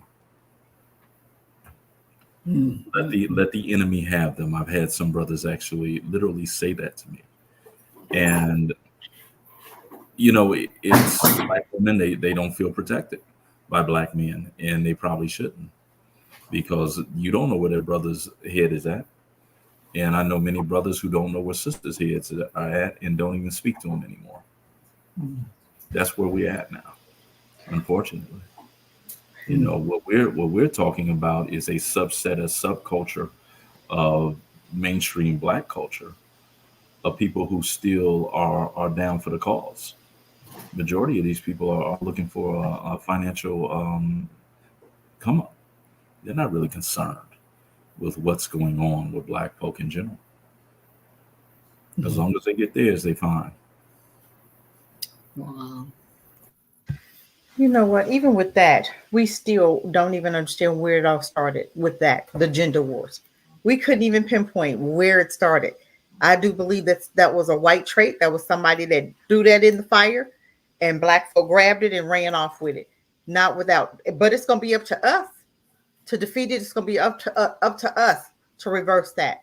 We have to begin to recognize that we're not, again, not recognizing the trait and not recognizing their tactics until we understand the tactics. And when you see stuff like that, you have to make a conscious effort not to get into that gender, anything. When they bring it to me, I shut it down. I don't want to hear it. I'm not going there. I'm not talking about my brothers. I'm not doing it. You have to, as Black people, we have to fight against some of this stuff that they throw out there. Now they got white women plastered everywhere. And Black folk don't understand what that is. They can't even they're not even reproducing. So they're using us, Black women and Black men, to reproduce themselves, and then they're going to white them out. We don't understand that. So we're going to continue. Oh, yeah, the forbidden fruit. Now we can touch the forbidden fruit. But that's not what that's all about. That's about saving them. But we have to begin to recognize when they throw something up in your face like that, we have to begin to understand, I'm not going there. Our men have to understand, women too, we're not dating them. We're still not going to date you. We still don't want you because we understand how dangerous you are. So when are we going to get to that point to be like, no, I'm not doing that. We have to reverse some of this stuff. We can't just go along with their program. Every time they throw something in the midst of us, we catch it and we run with it. That's some shit that was thrown by them and Black folk catching it. And now we at odds and they looking at us being, y'all dumb. So now we're going to put their women, now they're putting their women in our men's faces, and our men and women are dumb enough to go for it. Are you guys, I want to say something, but I'm trying to be nice. That's ridiculous to me. You see these people who have abused you since forever, and we still will lay with them. We still will mess with them. We still have our children being friends with them bastards. And then they they treating your child wrong, and then you don't even say nothing. Seen a little commercial on TikTok. The little boy said, "Mama, I brought a white girl home," and everybody blocking it. Oh, that's cute. That's not cute. That's what you're supposed to start teaching him. That's dangerous. Don't bring another one home. And that's exactly what I told him right then and there to shut it down. Don't bring that little girl back here. Those are dangerous, and you don't date them, you don't marry them, you don't play with them, period. And that's what Black women have to start teaching our boys. Period. You can say that again. That is real. That is real. I'm sick of seeing what I'm seeing with Black men and women. I'm sick of it. It makes no sense and it's stupid. And it makes no sense. And Black folk got to get their shit together to understand that white folk drop stuff in our neighborhood and we pick it up and run with it. And that's some stuff that they put in our neighborhood and we running with it and we're against odds. That don't make no sense. Who else does that? Who else on this earth is going against their men and their women? And we haven't figured that out yet.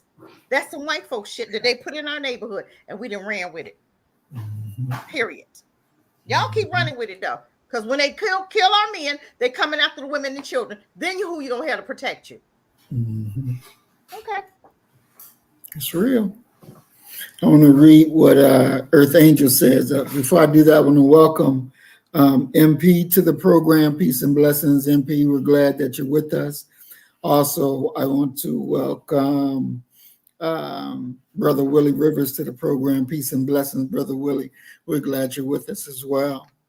Earth Angel 1105 Remix says, I believe this gender role shit is the result of those who want to have an excuse to do dysfunctional crap like their oppressors. Like their oppressors. You find that a lot. Where, I call it mimicking white folks. You want to do what they do. You want to get in the office and steal and rob and just like them, and then wonder, well, why I'm going to jail? Nigga, because you doing shit you got no business doing. Exactly. They can. You can't. Exactly. And we still try. We still try. I want to read a little bit more from this. Let's see. It says, for all that, there are no national observance marking Red Summer History textbooks ignore it. Most museums don't acknowledge it. The Red Summer contradicts the post-War I era notion that America was making the world safe for democracy, historians say. It doesn't fit the neat stories we tell ourselves. Author of the 1919 Year of Racial Violence, How African Americans Fought Back. That could change. A movement has been proposed in Arkansas. Several authors have written about the Bloody Summer. Let's see, go down some more. It's one more point that I want to. Okay, here it is, the last point. Researchers believe that in the span of 10 months, more than 250 African Americans were killed, and at least 25 riots across the U.S. by white mobs that never faced punishment. That never faced punishment. They were able to kill men, women, and children like it was no crime across this U.S. and never faced punishment. That speaks volumes. That really speaks volumes. And then you wonder why, when the white man had killed the black girl and the police came to arrest him while he was eating dinner, and he said, "Why are you arresting me? I ain't shoot nobody but a nigga. That's all I shot. I just shot a nigga." There is no such thing as being able to be at peace with a group of people or a group of beings that can do that and go eat dinner like they ain't did no crime. And that's something that we as a people really have to understand. Doc, and like I said, I didn't learn about Red Summer when I was in middle school, high school, elementary school. None. I didn't learn about it. From your background as a teacher, why isn't that taught? And what grade would you recommend that should be taught in? Well, number one, why isn't it taught? It isn't taught because Black folk, by and large, are not in curriculum and instruction. We have a bunch of teachers. We have vice principals. We even have principals. But it's curriculum and instruction that determines what that narrative is going to be, what that script is going to be, what's going to be taught within that school, within that classroom. And Black folk, by and large, are not in curriculum and instruction. They're in many ways dissuaded from being in curriculum and instruction. And there's something to be said for the absence of diversity or Black voice in curriculum and instruction, muting the relevance of a Black teacher beyond mentoring or what have you, because they're literally now giving out a script where you will stand in front of students and you will read that script. That's created by people in curriculum and instruction. Now, when should it be introduced? You introduce it, at the same time that you introduce the American Revolution. Because we're both talking about violence. You know what I'm saying? Mm-hmm. George Washington was violent. Mm-hmm. Thomas Jefferson was violent. But when you get to, and you want to say, and this was the argument about their version of critical race theory, which is really any examination whatsoever about race. It's going to make white kids feel bad about themselves. Well, hell, if George Washington and Thomas Jefferson's actions don't make them feel bad about themselves, they're going to be all right hearing about the Red Summer. Mm-hmm. And it's just what it is. It's a lie. It's a argument. It's not even a persuasive or a good argument. However, it's still insufficient to get Black folk to pull their kids out of those schools.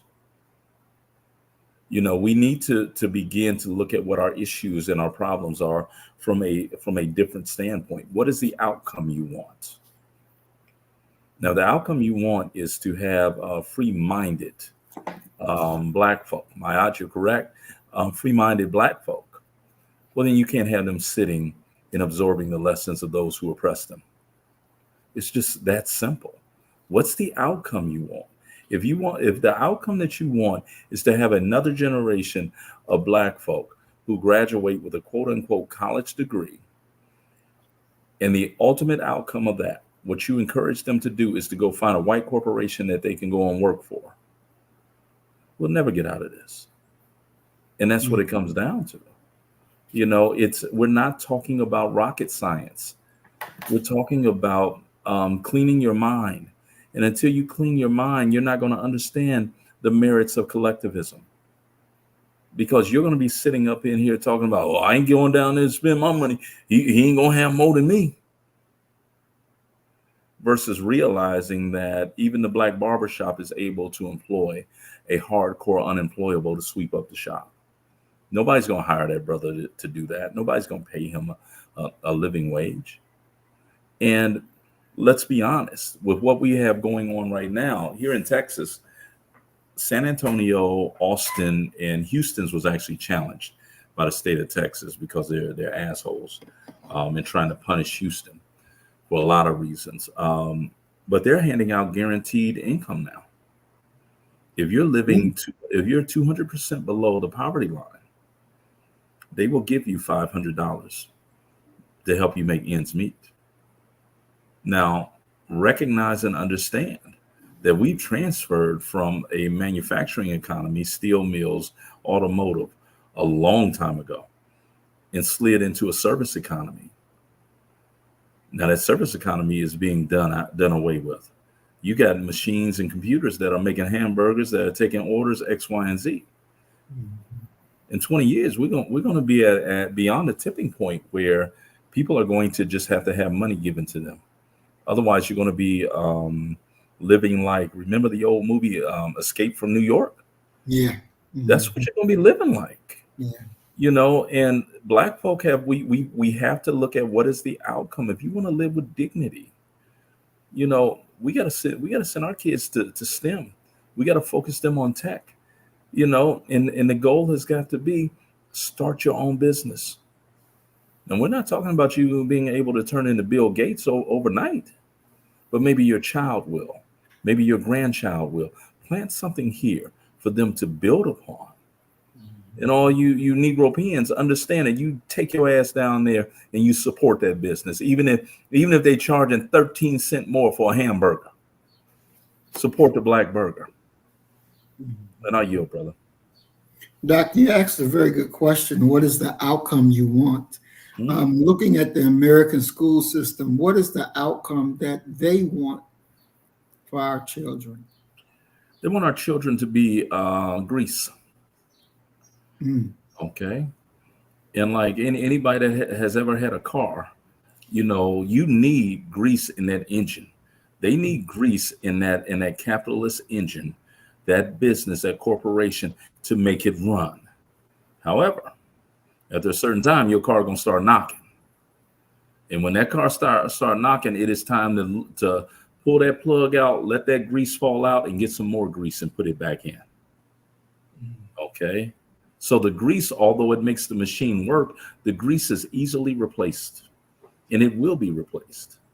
American companies have historically needed a class of individuals who were solely dependent upon that paycheck to make a living. If you're black, and this is anyone who's dealt with economics or labor history should be able to tell you that the saying of last hired, first fired, that's the rule. That's almost the golden rule when you're talking about white folk employing black folk. And it creates a situation not only on the worker's part, but also on the consumer's part of what's wrong with you Negroes? Can't y'all get milk from a cow as well? Why do y'all have to go to a white corporation, okay, to get some draws when black women have been able to sew for white folk for years? It's independence. You got to be independent. You got to have an independent an intellectual independent diet. You should be reading Baldwin. You should be, you know, if I say The Invisible Man, our children's mind should never go to that clear motherfucker. They should go to Ralph Ellison. Okay? That's where we have to be. You know, people, for whatever reason, the degrees. I had this conversation with this sister over the phone, and I'm talking with her, and she says, "Is that Jodeci you listening to?" And I'm like, "Yeah." She said, "Oh, I thought you'd be listening to Beethoven and Bach with all the education you have." What? Classical music for me is Parliament Funkadelic, OJs. You get what I'm saying? That's my frame of reference. You know, and a lot of times people talk to me and they ask me, "Well, have you ever seen so and so?" No, I ain't never seen The Breakfast Club. What the fuck is that about? You know, well, have you ever seen? No, I have never seen it. Have you seen Boys in the Hood? Have you seen Love Jones? And when they return with no, I'm like, okay, well, that makes sense to me. How come me not just seeing your classics doesn't make sense to you? And it's one of those things of being independent minded at every turn. It's too late in the game for us to continue to be consumers. But we need to raise up a business class that understands that, Negro, we are patronizing you and supporting you, not so you can go get an Audi or a Lamborghini. No, you have a responsibility to us when we support you. You know, it takes me back to the Richard Pryor thing where he ran into an African asked him who he was. Richard Pryor said he was embarrassed because he couldn't answer. He said the African looked at him straight in the face and he said, "I am we." And that's got to be our North Star. I am we. Stop the infighting. Stop hating on each other. Start loving each other. And one other thing, if you claim that somebody is your people and you see them put up a post, a Facebook post, or anything, take 3 seconds and like it. It could encourage them. Perfect.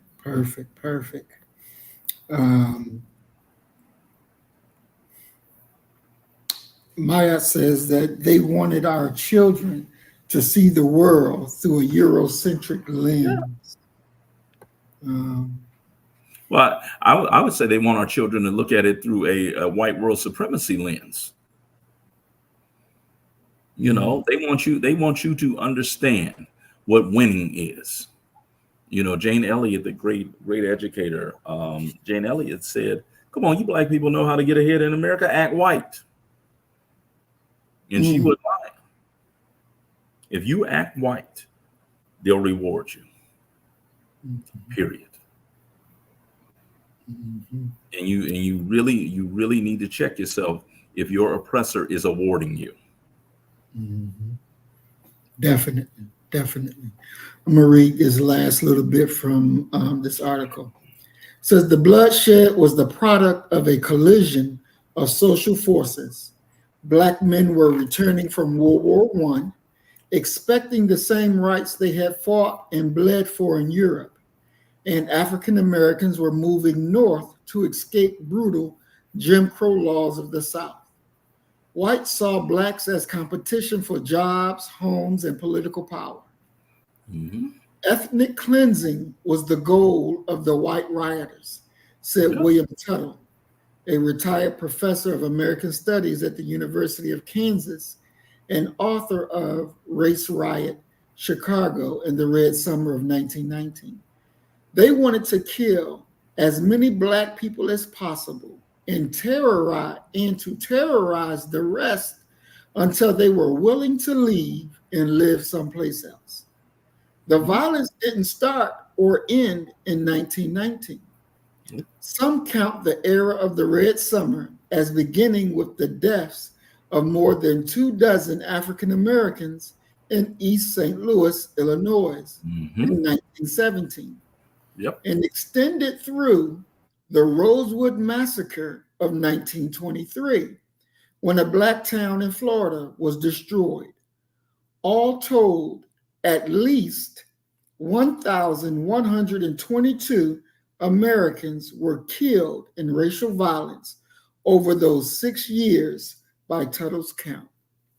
And that's the exact range that Doc kept saying, that we have to go before 1919, which is 1917, and as late as 1923. Wow.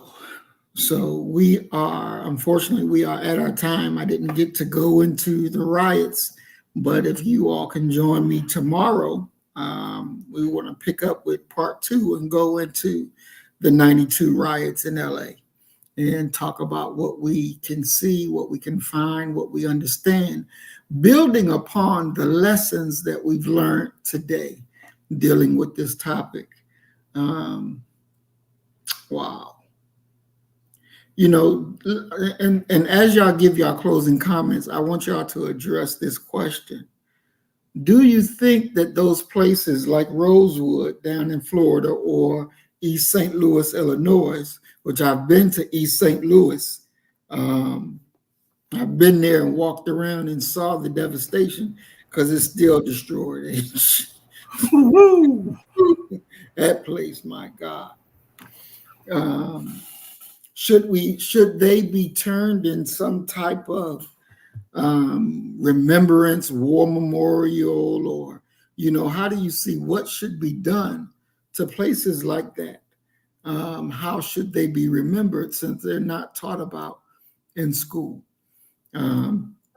Doc, we can start with you, or unless you want Sister Cassie go first. It's up to you. It's up to Sister Cassie. If she wants to go first, she can. If not, I'll go. You can go, Doc. It's okay. It's all good. Okay. All right. Thank you. You know, remembering these places, I mean, I don't reduce them to just Black history. This is an integral part of the American story, of American history. Mm-hmm. And we need to have these things, you know, these memorials, so that people understand that this actually happened. You know, it should be unheard of. And this was one of the most damning things that I've ever heard, is listening to a brother talk. And he was actually from Greenwood, you know, and he'd never heard of the Black Wall Street and the attack that destroyed it. He'd never heard of that. And he came up through their educational system, K through 16, he said. It wasn't until he got to college and he's saying, well, I'm from there. That didn't happen. And the professor was like, yeah, it did happen. So we can't allow that to happen. We need to have these sites memorialized. However, okay, stop waiting for them to do it and create your own tract and your own path to go ahead and do these things, you know, because if you waiting on them, look here, they're gonna tie you up like you wouldn't believe it, and it might be your great grandchildren that are able to finally get it done. So it's a veritable part of American history, and we have to stop talking about it as if it's just for Black folk. You know, Carter G. Woodson wrote this great essay titled "Why Not Destroy the Negro?" And of course, Woodson, you know, and he goes in his litany and he says, if he's contributed nothing to society, if he's created nothing, if he's killing, destroying, and of course, Woodson, father of Black History Month, he knows that we make great contributions. But his point was, when you leave white folk and everybody else out of this educational process, they rely on all their racist stereotypes and caricatures of Black folk. So yeah, we need these markers, but we need these markers to be not only generated by Black folk on one track, but also by the general American populace. And we need to start sending our kids to study curriculum and instruction, as well as voting out these bigoted, ignorant ass city council and school board members who stand in the way of a diversification of the American story. I yield, brother. All right. Thank you, Doc. Sister Cassie? Yeah, I was just listening to Doc, and I do agree. I believe that we ought to pool our monies together, and I believe that these could be tourist sites in order to teach our children never to forget. Nobody forgets their history but Black people. But the more we learn it, the more we should celebrate it, and the more we should be teaching our children and allow those little areas to be, let's make some, and I'm not, that could be an area where we can rebuild, by making them tourist sites and pouring that money back into building those areas up and let them be Black areas. I believe that is one way of us rebuilding and teaching our history at the same time, and also using that money to rebuild the area. I believe that we need to get back to farming. I think we need to get back to a lot of things that we've forgotten. It's a lot of work that we used to do that we can't, they won't even hire Black men to do anymore. We have to get back to building, our communities and building up our areas, and never ever forget. I think Earth Angel said something about why we're so medicated, and we're just feeling so helpless, and you could see it even talking to Black people. They sound helpless, they fake the funk. But we still dealing with a lot of hurt, hatred, anger, rage, all of this stuff. And I think back on Vernon John, the dude, Martin Luther King, Vernon, the one that was Vernon before Martin Johns. Luther King. I think about Vernon him. Johns. Is it Vernon? Yeah, I think Vernon about how Johns. he was only in that little area for like 5 or 6 years, not long at all. Why? Because they was afraid of what his message was. They was trying all they knew to shut that brother down. But my thing is, he was saying what everybody else was thinking, but nobody else wanted to say it. So they was afraid for him to even say it. Oh my God, and that's just we're looking back at that, and that's what type of Black folk we were dealing with back in those days. They were still afraid to even speak their thoughts. They was afraid for anybody else to speak their thoughts. We have to get back to coming back to us, to doing for us, being around us, because they taught us how to disrespect, how to hate us. We gotta get back to us. They get back to loving us. We've been going a long time, just kind of just ignoring things that we really need to be paying attention to. Because look at our children. We're forgetting our history. We're forgetting all of this stuff. This stuff right here, that as we learn it, why aren't we broadcasting it? These are the areas, like I said, that need to be built up. This stuff should never be forgotten. Those little areas should be built up and pour the monies into them to build up communities around them. And with the visitings, the people coming in as a tourist, that's another way you're going to rebuild those areas. We don't have to just sit there and see them, dying out and not do anything about it. We're worth $1.2 trillion, right? We go to Europe. Why can't we go to some of these places and visit and pour our monies into and rebuild? I rest my mic. Thanks, Sis Cassie. And Earth Angel says that no, white folk I talked to are heavily medicated because of the abuse from their parents. So that's what she was saying. Okay. Brother Isaiah? The Black folk, the medication of Black folk, how we're, the drugs and the drinking. I don't give a dang about white folk, but I'm talking about Black folk when I say that. It's talking about Black folk, the medication of the drugs and the drinking, and why we do what we do. You got a lot of Black men unemployed right now. And the doc, you were even talking about the little extra money that they're going to start giving people. That's for a reason, because they're trying to usher some other stuff in, because they're going to take all them jobs. AI is coming and all them jobs going to be gone. So if your children are not into cyber and all this AI stuff, they're going to be out. They're going to be out. Go ahead. Brother Isaiah? Yeah, everything that been said, you know what I mean? But just imagine, just sit back and just imagine that the people we call white today, in this present day moment, if they knew exactly where they come from, Dravidian albino, just imagine if they could see in the history books, on my book that I post and purposely chose to show a white woman with a tail as long as a dog. Just imagine a world where white folks realize that they have not contributed anything to civilization other than the 4 Ds: death, destruction, disease, and despair. Just imagine a world, a book or books where it details how they really are, having sex, one, not 2, 4, 8 people deep, pissing and shitting on each other and drinking and eating it and vomiting it back up again. Just imagine the psychological damage that it would make, that it would do, that it is doing if they know about it, that they can go to Europe and even now in America through to brothels where they can have sex with sex dolls and talking about having a baby with a sex doll. Just imagine where they can go and have sex, a brothel, and have sex with animals, all kind of animals. These are the kinds of things that are being blocked out, that are facts. These are not something that I just create. I have evidence. I pointed that out in my book, The White Man's Burden of Lies and Deceit. It specifically has a woman, a Tamahu woman, a white woman on the front of it with a tail.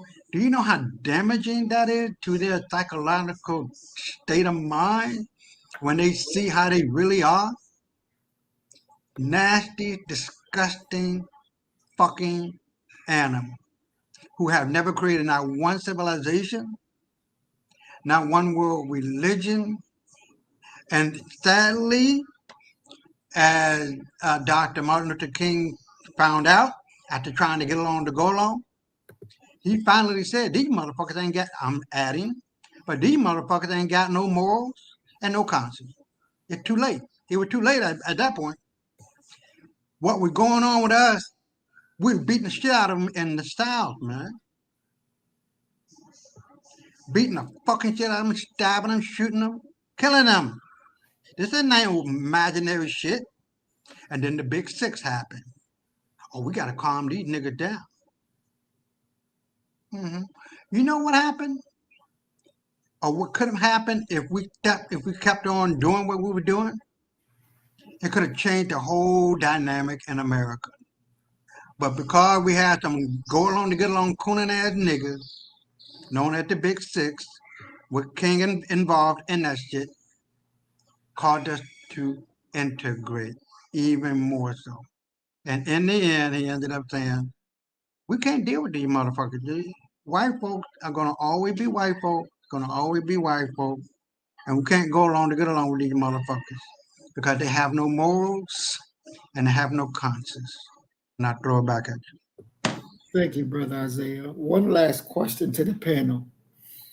How can you tell the fall of a great civilization?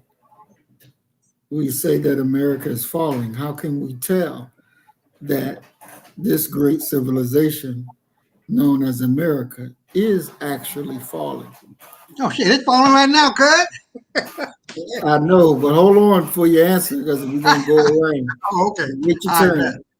Go ahead, Doc. You know, you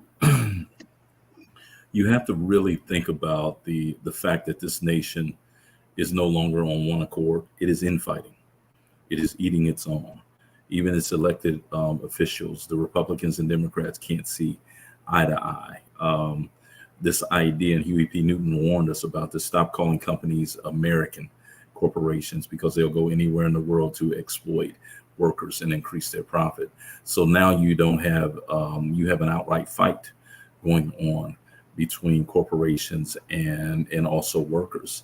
You have an outright fight among genders, male versus female, and that's even occurring, as we talked about earlier, within Black America. This nation is falling from within. Its educational system has faltered and is falling. There is no saving it. She's falling, and you're no longer the only big kid on the block. There are younger, stronger, faster nations that have been waiting, have been building, have been praying for the opportunity to knock you off of your square. That moment is close. It's coming. And I yield. Thanks, Doc. Sister Cassie?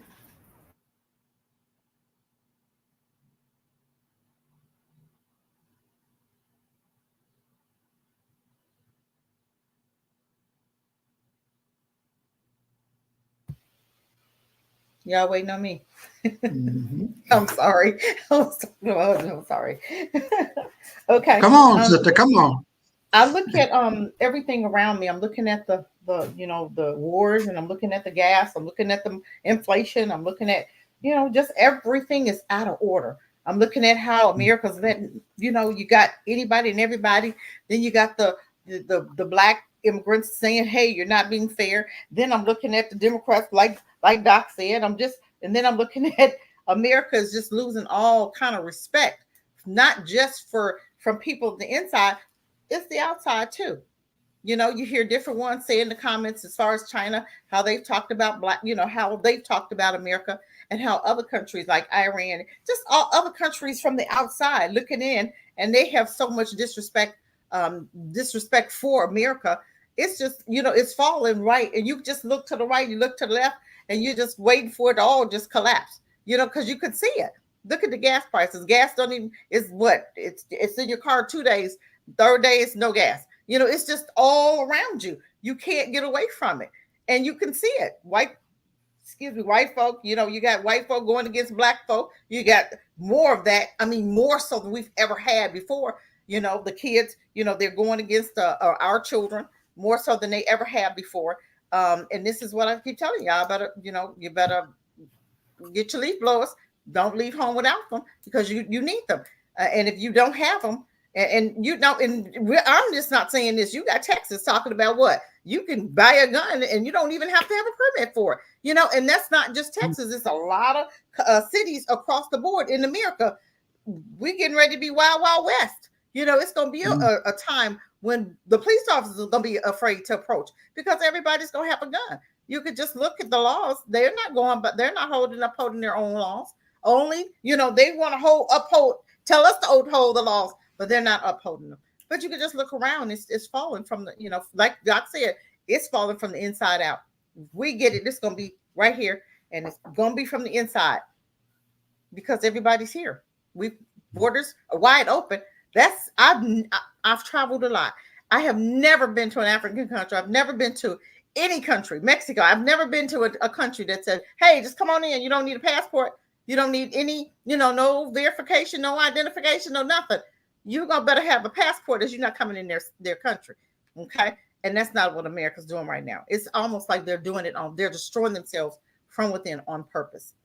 On purpose. I mean, look at you look at the movies. You look at what movies. You got Civil War. You seen the movie Civil War? It's showing you what's happening. It's done. This is done.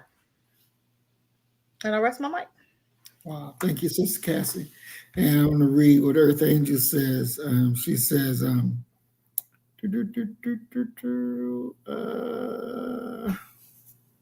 she says, Isaiah, I just put your book in my Amazon cart. So you got a book sale, Brother Isaiah. Congratulations. Oh, well, thank you. I responded. Look, everybody that's in the comments, please look for me on Facebook and send me a friend request. And we're going to I got banned off of YouTube. I ain't trying to get into nothing, but I got banned off of YouTube for like 4 years. 4 years, man. I just got this shit back. Ain't that a bitch?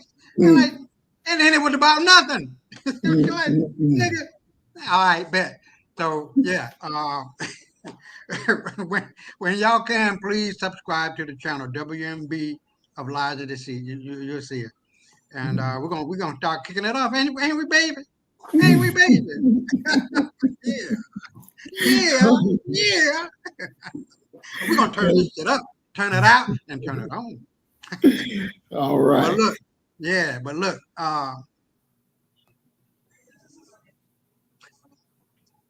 we're in the Arab Spring, niggas. They're not converting to Islam by the dozens, by the thousands in England, in Europe, and around the fucking world. Not by the tens of thousands, hundreds of thousands. We are now in the Arab Spring. You know what that is? I mean, black, nigga. Shit.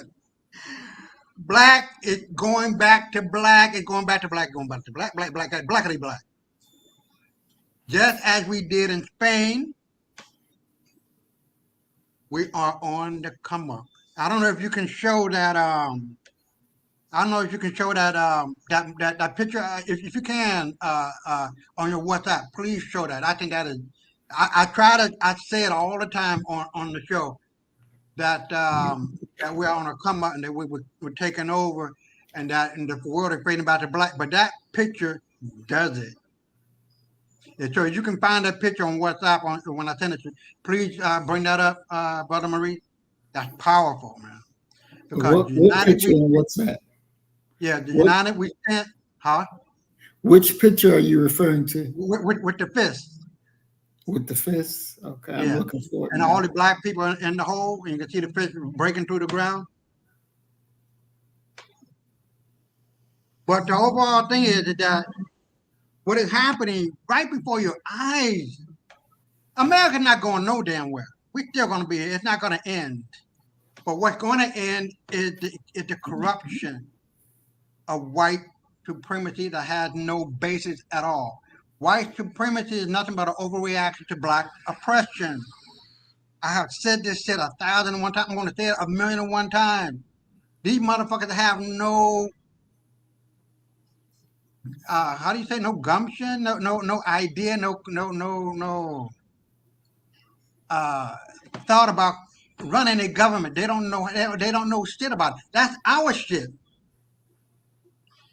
We created the idea of a Senate when we were in Rome and created that shit.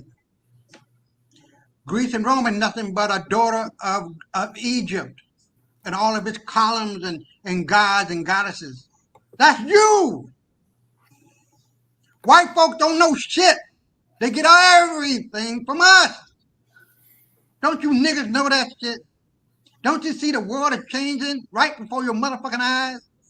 Don't you see that our lovely continent from which all of humanity springs or sprung, whatever you want to say it, come from Africa? There were no countries in Africa. There were kingdoms in Africa.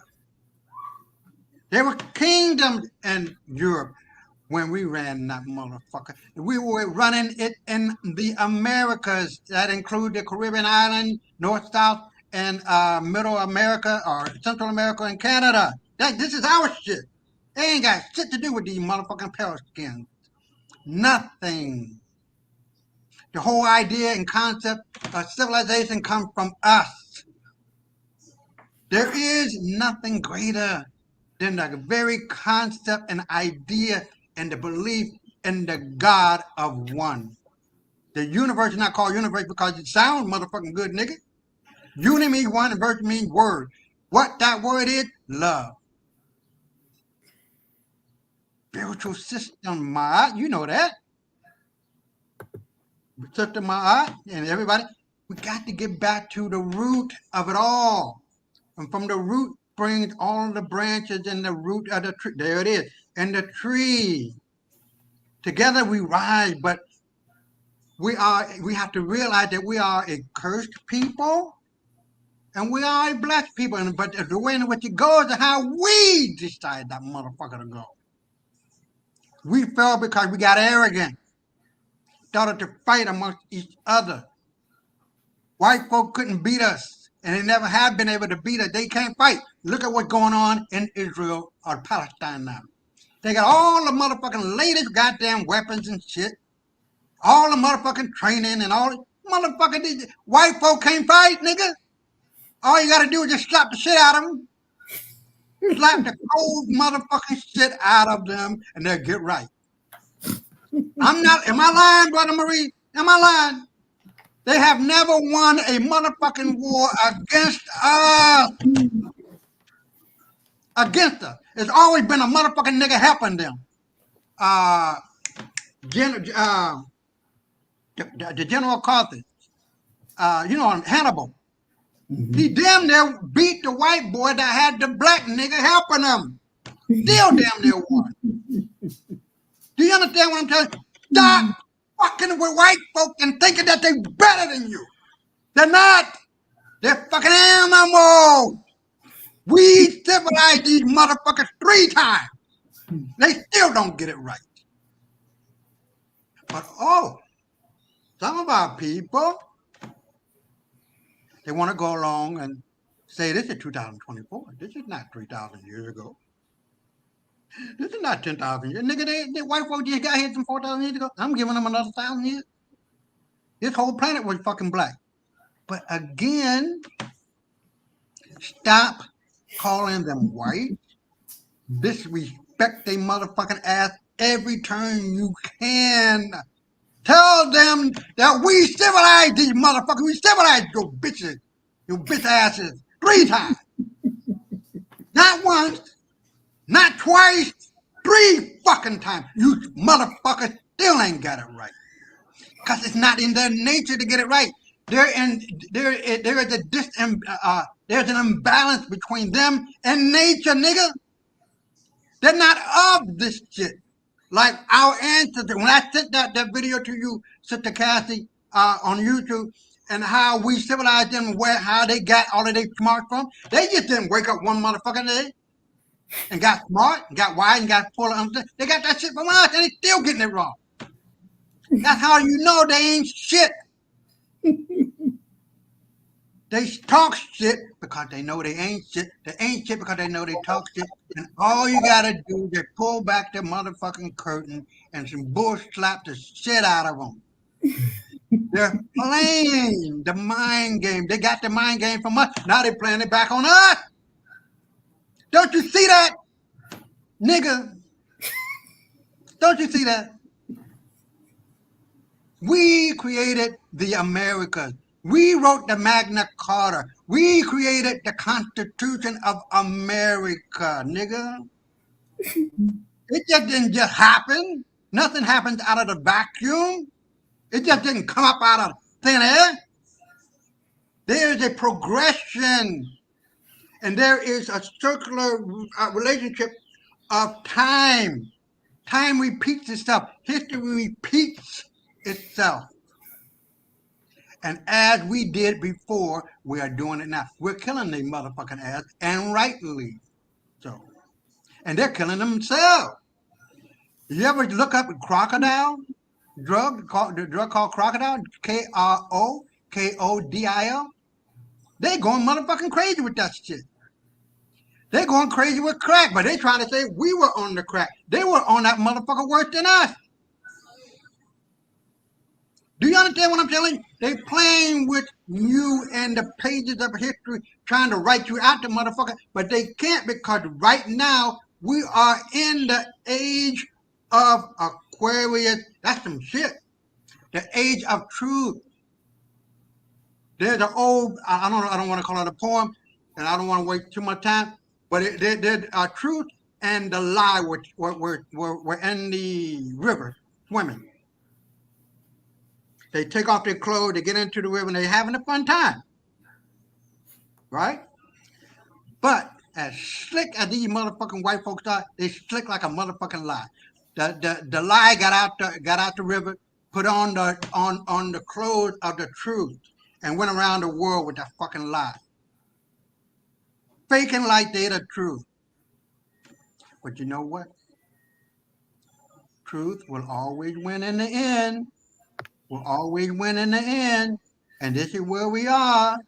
The real Jews are black. That is coming out every fucking day. White folks are admitting that shit. Like we need to have them to admit that shit. No, because we already know.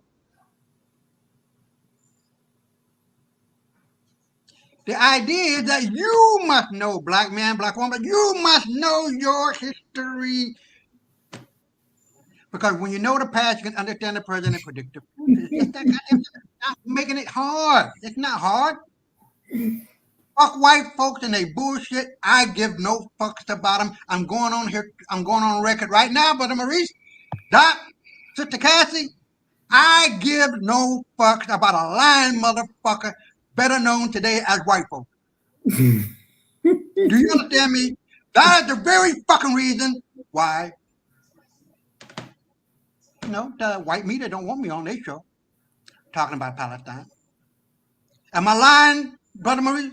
Am I lying? No, sir. They don't want me on that They don't motherfucking want show. you. I They cut don't their want motherfucking throat.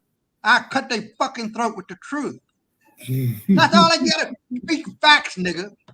Speak facts. Don't worry about all this other extraneous bullshit. See, because the white folks don't want to hear the truth. They want to. There's another meme. I want to send it to you. They got people lined up to go see a movie. The whole fucking line is convenient truth. The other line is the real truth or the facts. They want to believe in what they want to believe because if they don't, they're gonna go fucking crazy. They're already crazy. And they're going more and more and more crazy because they're facing the truth. And the mirror of truth is revealing themselves as to what and how they are. These motherfuckers are animals. Don't you ever forget that. For as long as your ass is black and your motherfucking ass is pointed toward the ground, don't you ever think that white folks are something.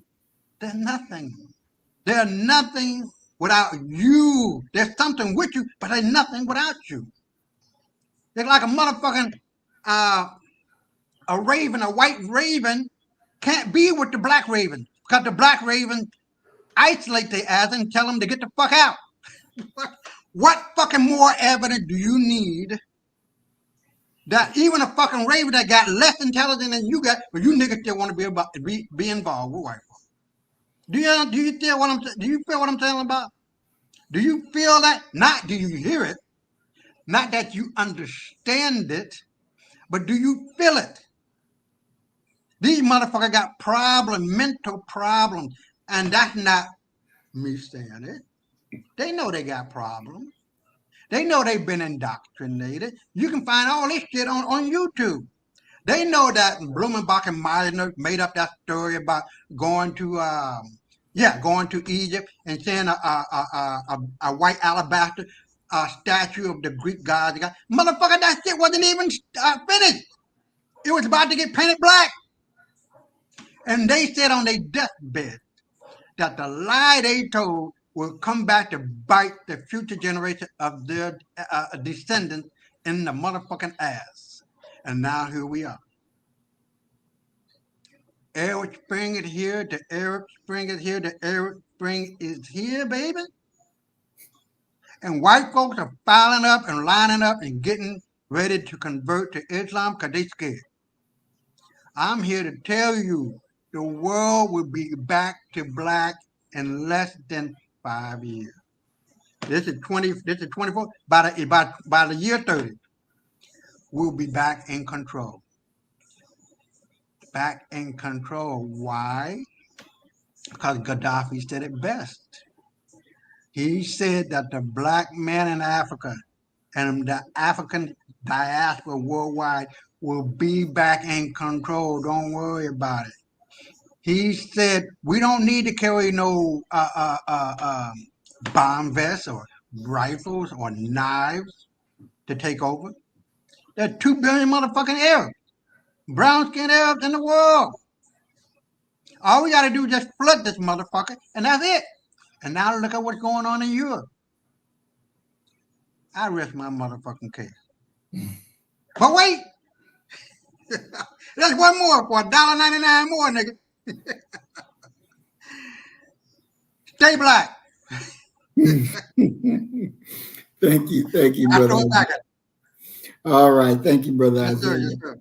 All right, Earth Angel, no ma'am. My book hasn't been published yet. We're still working on it, but our other 3 authors on the stage are published. Doc is published, and I think he put his Amazon link out there. Of course, Isaiah, and our Realm in the Bush, Sister Cassie, is also published. Sister Cassie, did you drop your book link in the chat for them too? I did not, but I will though. Okay, perfect, perfect.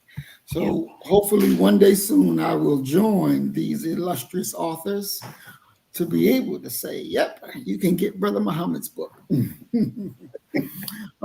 All right. But we are over our time. Thanks to Brother Isaiah and his long-windedness. But we got to love you. We got to love you, Brother Isaiah. We got mad love for you. Anything else that you all would like to add before we close it down for the night? Not you, Isaiah, because you already done took 10 minutes. Sister Cassie and Doc, anything y'all would like to add before we go? I think Isaiah covered it all for us.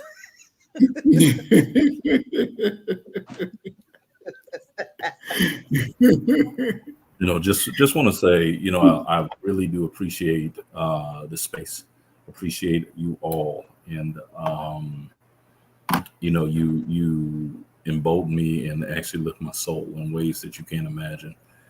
Right now, on fire, ready to start writing again, and put this next book out. So the second version of Foolish Floyd is coming. So there you go. And that's my Panther book that I just put up there, creating revolution as they advance. So perfect. Appreciate any support. Definitely. So we will be live tomorrow, 6:30. If y'all can drop on in with us, Doc, Sister Cassie, Brother Isaiah, so we can go ahead and do part 2 of dealing with the riots in LA and go over those. We got some videos that I want to show, and let's talk about it. See, what's what, and do we see another rebellion the way LA came? But we'll talk about that tomorrow. So as we always say, you kill the nigga in you, I'm going to kill the nigga in me, and our God will reign supreme. We are Black first, today, tomorrow, and forever. Love you, family. Peace and blessings. Stay black, nigga. Stay black. Shalom. You better get the message and get it straight. You're going to need some bridge work. It's simple as that. Because we're living in judgment. We're living in implementation.